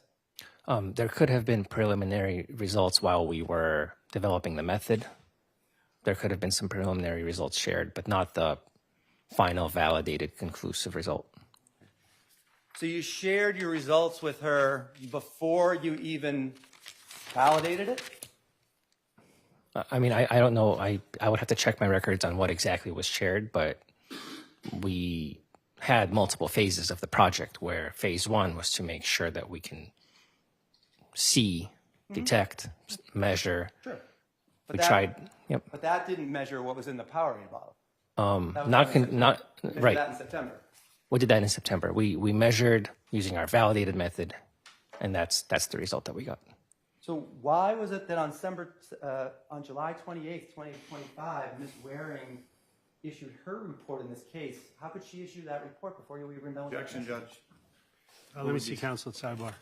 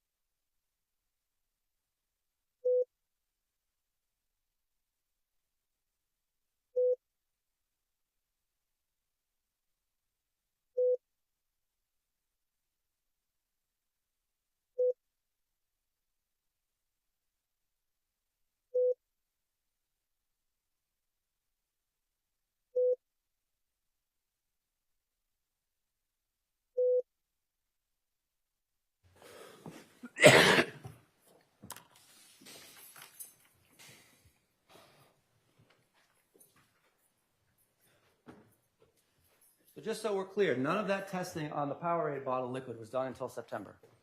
The final report was in September. I'm not asking about the final report. I'm asking you told us. Yeah, you told the jury on September 17th you started testing the liquid in the Powerade. September 12th. September 12th. Sorry, Judge. Thank you. September 12th, you started testing the liquid in the Powerade. Well, I was describing. You told the jury. Judge, he needs to be able to answer the question. No, he's being. I'm going to permit Mr. Camilli to ask a yes or no question first, and then we'll see where that leads us. You told the jury that you started testing the liquid in the Powerade on September 12th, 2025. Okay, for that round, that would be correct. Oh, so there's there's multiple rounds. Is that what you're saying? No, I was describing. I understand. You were the describing how report. testing was done. He should be allowed to say what he's describing. Is or the prosecutor is going to be testifying instead of the witness. Mr. Scully, I understand how this is supposed to work. place your question. Let's hear an answer. Well, okay, thank you. Okay. I Go appreciate ahead. that. Say it again. Let's answer the questions that I'm asking though, okay? So, did you start testing the liquid in the Powerade on September 12th, 2025, or was that not correct when you just said that? Am I allowed to answer with context? No. Did you start testing? Or if if you believe that you cannot answer a yes or no question the way it's been posed, you can say that as well, sir. I can't answer that question in that way. So, the Powerade liquid. When did it start? When did you start testing? That depends on what you mean by testing. May I explain what I mean? No. No. Let's talk a little bit about denatonium benzoate, Powerade, and antifreeze. You're familiar with those three items, correct? Yes. Okay. Antifreeze is a liquid, yes? Yes.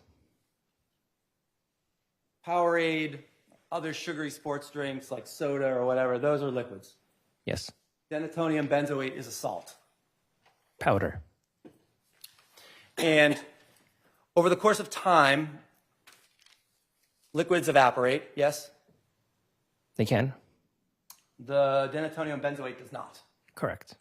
So as time goes on, if the liquids, if the Powerade, and I'm saying Powerade, but don't necessarily know exactly what that is. I'm going to say Powerade just for ease of reference. So over time, if the Powerade was evaporating and the liquid and the antifreeze was evaporating, the concentration of denatonium benzoate in that solution, in that liquid, would be going up. Yes? In that description, yes. And when the defense expert came and took that Powerade from the state police in this particular case, he just poured it into a cup, open cup, like a little paper cup that you might drink a coffee out of. Would that increase the rate of evaporation? Probably. Not a particularly good way to transport or handle that type of evidence. I'm sorry. I have no knowledge of what happened to the sample. Well, I didn't before. ask you if you knew about it. I just asked you if that was a good idea. I would. I don't know. So, you are familiar, sir, with the fact that antifreeze, that denatonium benzoate is by statute in Massachusetts and by agreement with every antifreeze manufacturer in the United States added to antifreeze, correct? That's my understanding. So every bottle of antifreeze sold in a commercial store in the United States contains a bittering agent, whether it's denatonium benzoate or it's supposed to. Okay. Okay. And that in Massachusetts, you're familiar with the fact that it's supposed to be between 30 and 50 parts per million, correct? That's my understanding of the law. Yeah. Okay. So that means if we have a bottle of antifreeze that's just antifreeze, the denatonium benzoate is 30 to 50 parts per million in that liquid.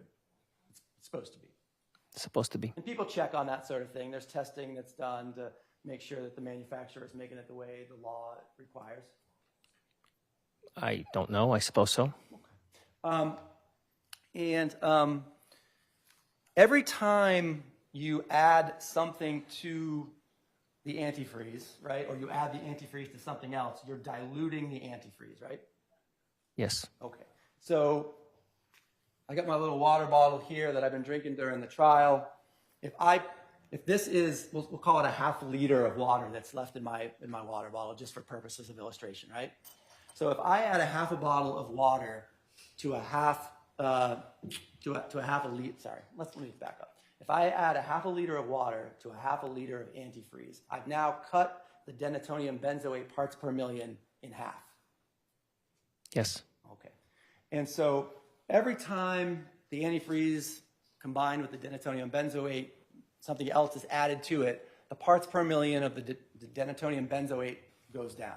If that other component had no denatonium, then yes. Right, thank you. That's an excellent point, right? So as long as I'm adding a substance to the antifreeze that doesn't contain denatonium benzoate. Every time I add more substance to that liquid, the amount of denatonium benzoate in the solution goes down. I hate to quibble, but the concentration goes down. No, that's great. No, quibbling great. So by the time you get to the point where you've now added, where the solution is 95% sports drink, for instance, and 5% antifreeze, the parts per million of denatonium benzoate in the solution by concentration is now about 1.2 parts per million, yes? What are we starting with? We're starting with 30 to 50, right? So let's say 40. Let's say 40 parts per million. We'll take the average, right? So you cut antifreeze that has 40 parts per million in half with a liquid that doesn't contain denatonium benzoate. You're now down to 20 parts per million, yes? In that scenario, yes. In that scenario. Yes. You cut it 75%, you're down to 10 parts per million, yes? Yes. You cut it to 90% and you're down to about 1.2 or 1.3 parts per million. Whatever that number winds up being. Yep.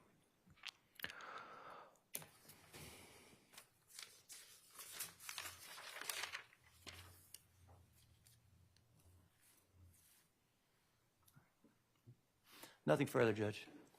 Mr. Scully. Just a few questions, if I may, Judge. So the prosecutor was asking you a lot of questions specifically about antifreeze, right?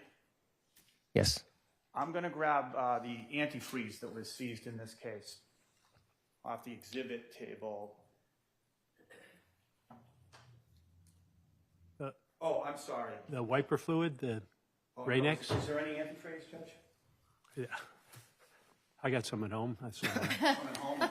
Okay. So there's no antifreeze in this case. But maybe the source of the denatonium benzoate was antifreeze, right?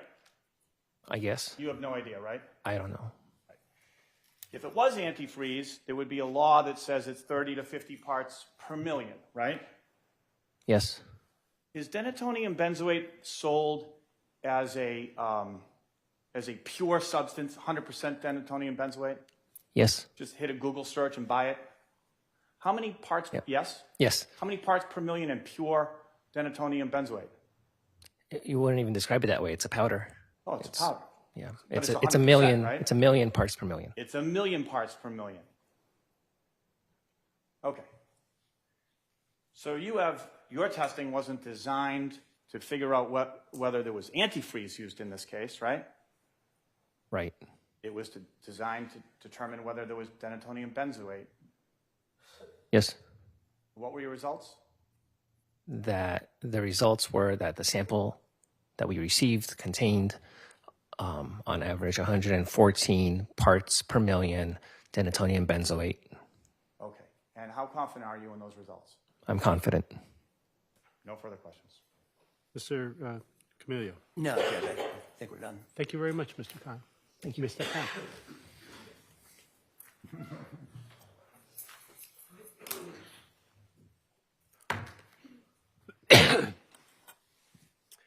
Jurors, I had an opportunity during what was your extended break to discuss with counsel the schedule, so we don't need to go to sidebar for me to fill you in.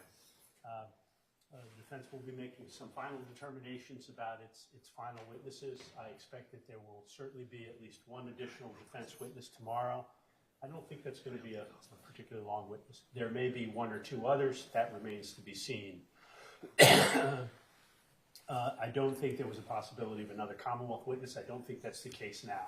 The way things stand right now, I think there's a very reasonable prospect that this case will be going to closing arguments tomorrow. So you should all come tomorrow prepared to be here for a full day, because as I told you, once the case is handed off to the jury, the length of deliberations excuse me, is entirely up to the 12 deliberating jurors, because you'll also remember that at the last stage of this trial, right before deliberations begin, 4 of you will be randomly selected to serve as our alternates. When that happens, we will literally take all of your jury numbers, put them in a little wooden barrel we have, and the scraper spins it around, and You don't win anything.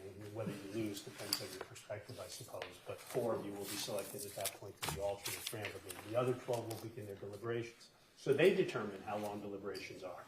However long it takes those 12 individuals to resolve the issues in this case, as they see the issues, and to come to a unanimous verdict in this case is the correct length of deliberations.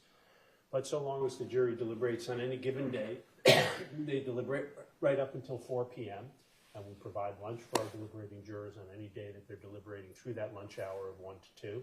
And we provide lunch to the alternates who are kept separately from the deliberating jurors.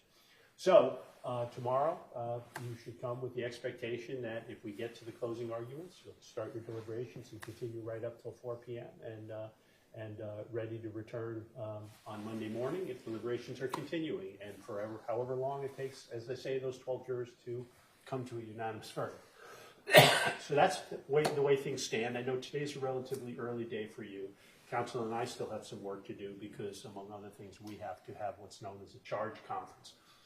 I provide copies of my proposed final jury instructions to the lawyers, and then we have a conference about that where they can give me some suggestions, which I usually reject, but they have the opportunity to do so. Discussion, we finalize the instructions. So the other thing I'll remind you is tomorrow, when we finally do, if we do get to the closing arguments and the instructions, you'll have written copies of my legal instructions, so you'll be able to use those at that time. So this is a long-winded goodbye. I'm going to end it right here with my usual admonishment to all of you. You know what it is. Until we see each other again tomorrow morning, please don't discuss the substance of this case with anyone, including among yourselves. And please don't allow yourselves to see, read, hear, or overhear anything from any outside source about any aspect of this case. I want to thank you very much for your time and attention, and especially for your patience. I think all counsel really wished that all of the witnesses were available so there were no interruptions and we were just able to go up to 4 p.m. each day to get this case in most efficiently. It's really not within their control, the availability of some of these witnesses. And so once again, please don't hold any frustration against them or the parties they represent. Thank you very much, and we'll see you tomorrow morning. All right.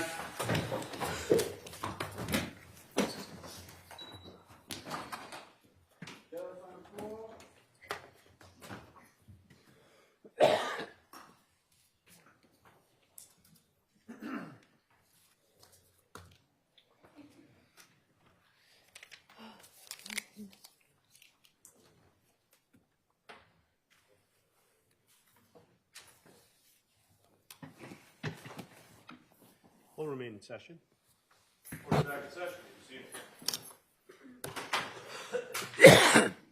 Mr. Camilio or Mr. Strasnick? Ms. Strasnick, have you had an opportunity to take a look at the jury instructions?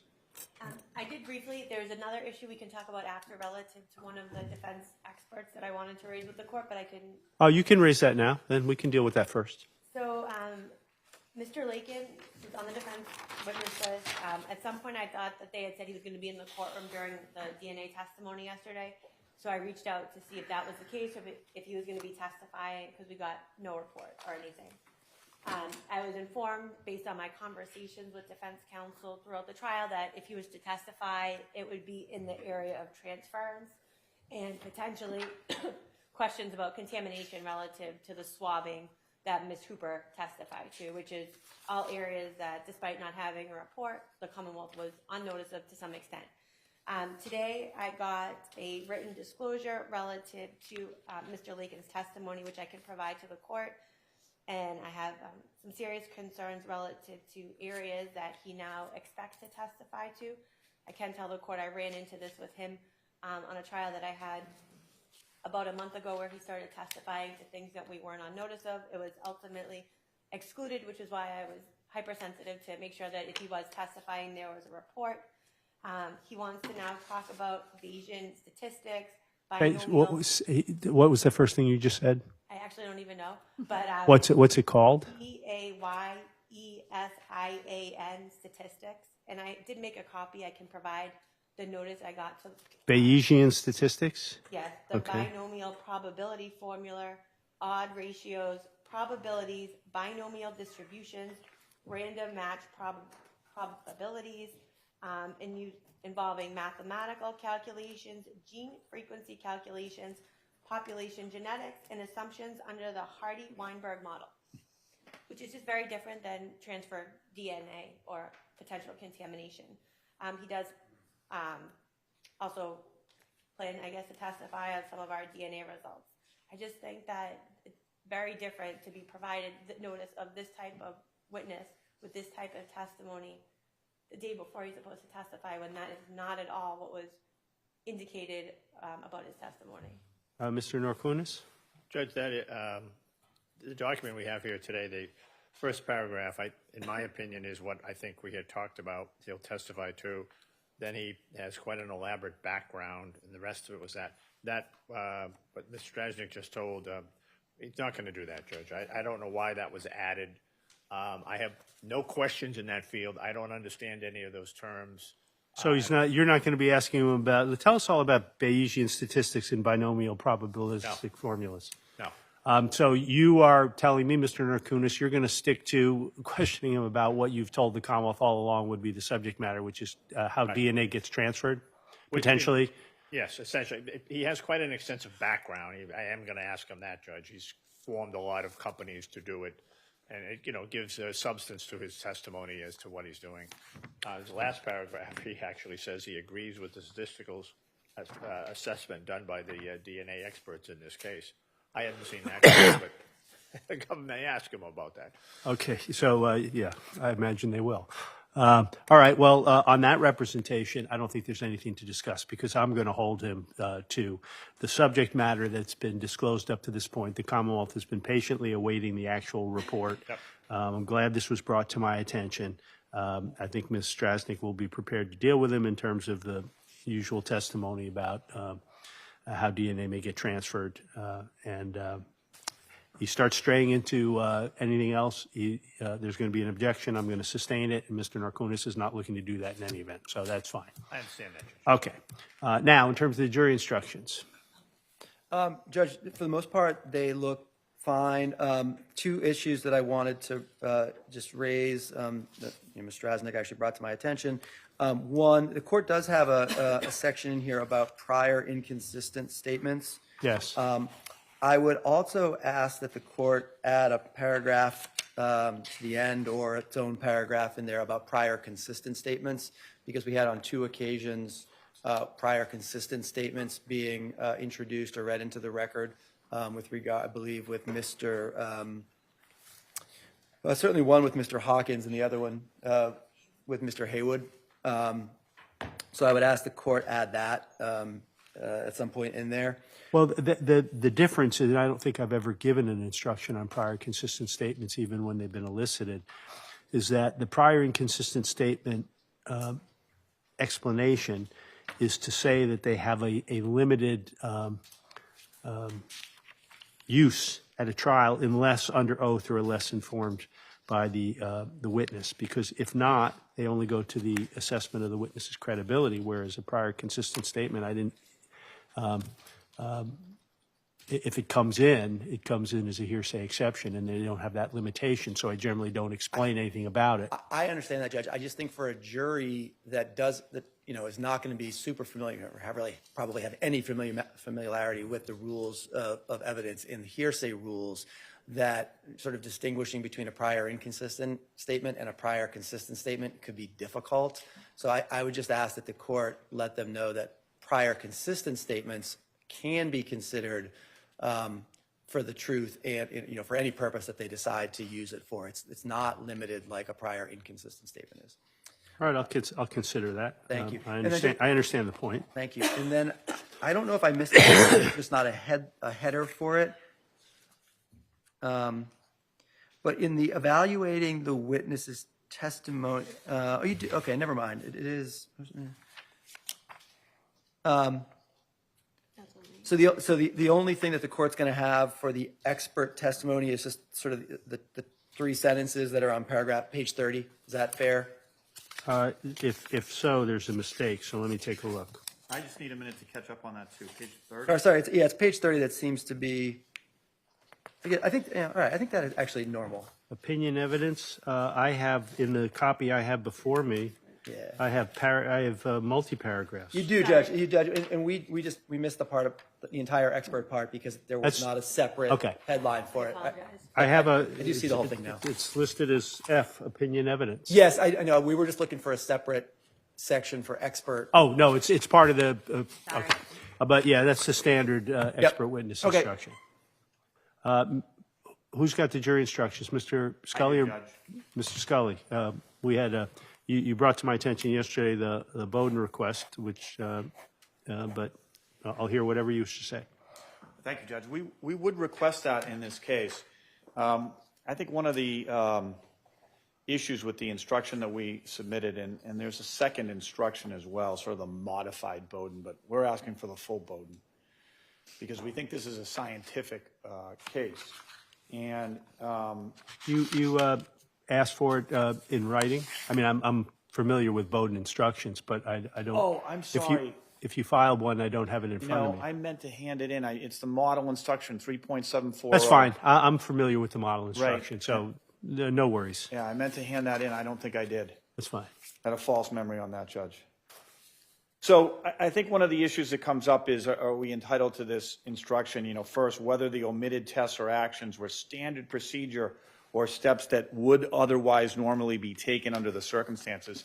And in this case, what's interesting is that NMS Laboratory, the witness who testified, had only done one other EG case, the one in Los Angeles that he mentioned in his testimony.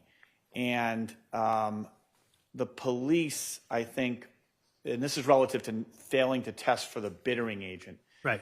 I think Trooper Williams, I think said in part, well, I did a Google search and there was, it's all over the internet. There's cases like the one with the woman who poisoned someone with antifreeze, and so we don't have to do that testing, right?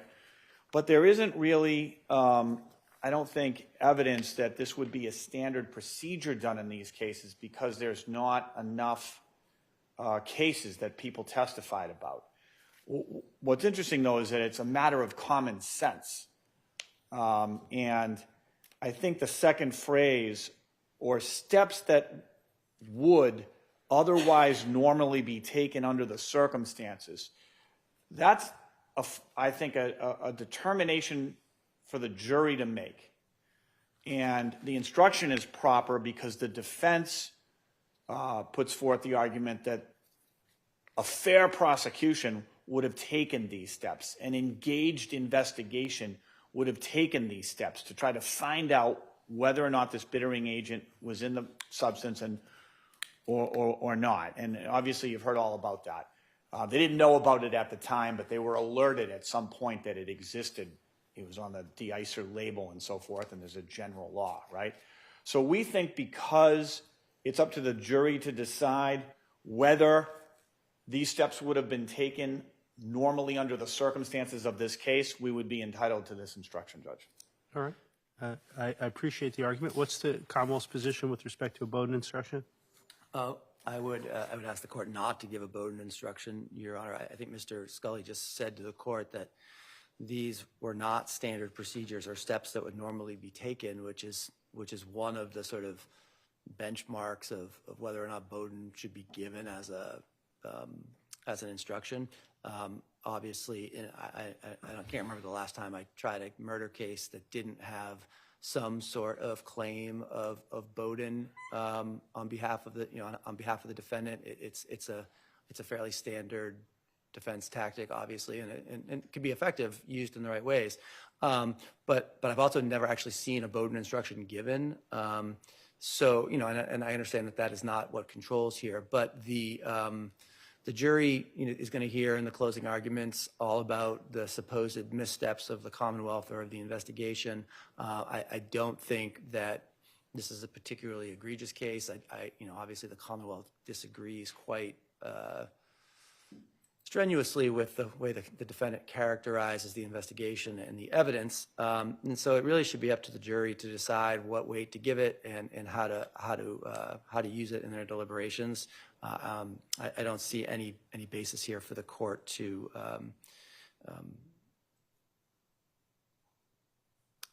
draw a special attention to it any more than any other part of the evidence here that the jury's going to be considering.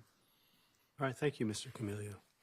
I am not going to give a Bowden instruction. I did mention yesterday that I rarely give it. I think I can recall one or two occasions when I have given a Bowden instruction. The case law tells me that the one thing I cannot do, and I have not done at all in this case, is take the Bowden issue away from the jury.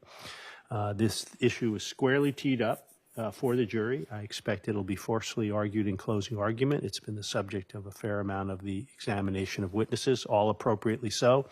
So the issue itself is, as I say, squarely before the jury. I have in no manner restricted that. The case law also tells me that the fact that I may have instructed the jury on the limited Bowden use of certain pieces of evidence that came in aid of the Bowden defense does not mean that a full-blown Bowden instruction and final instructions is required. And in fact, the case law says that denial of a request for Bowden instruction is never an error. It's a matter of discretion with the judge. And finally, as I mentioned yesterday, it's really a disfavored instruction because it can be viewed as putting the thumb on the scale a little bit, drawing attention to a particular issue rather than just letting both counsel argue it based on the evidence that has been presented. The occasion or two on which I've given it, the investigatory lapses that were alleged were indisputable and so arguably egregious that in those cases I viewed a Bowden instruction as being warranted as a rare exception to my general rule. This is not such a case. It's, as I say, squarely and properly in front of the jury, and I expect it will be forcefully argued. But particularly, for example, listening to Mr. Kahn testify that he had to invent a test, come up with a protocol, and validate it for even testing for Bitrex, I'll use that phrase instead of the actual chemical name, tells me that it's something that is cannot have been expected as some sort of matter of course by the investigators in this case. So I'm going to deny the request for a Bowden instruction for those reasons, as per my usual approach in these cases, and all rights preserved for the defense. What else, Mr. Scully, in terms of the instructions? Anything else? Can I have a moment to confer with counsel? Certainly. We get the microphone here, so.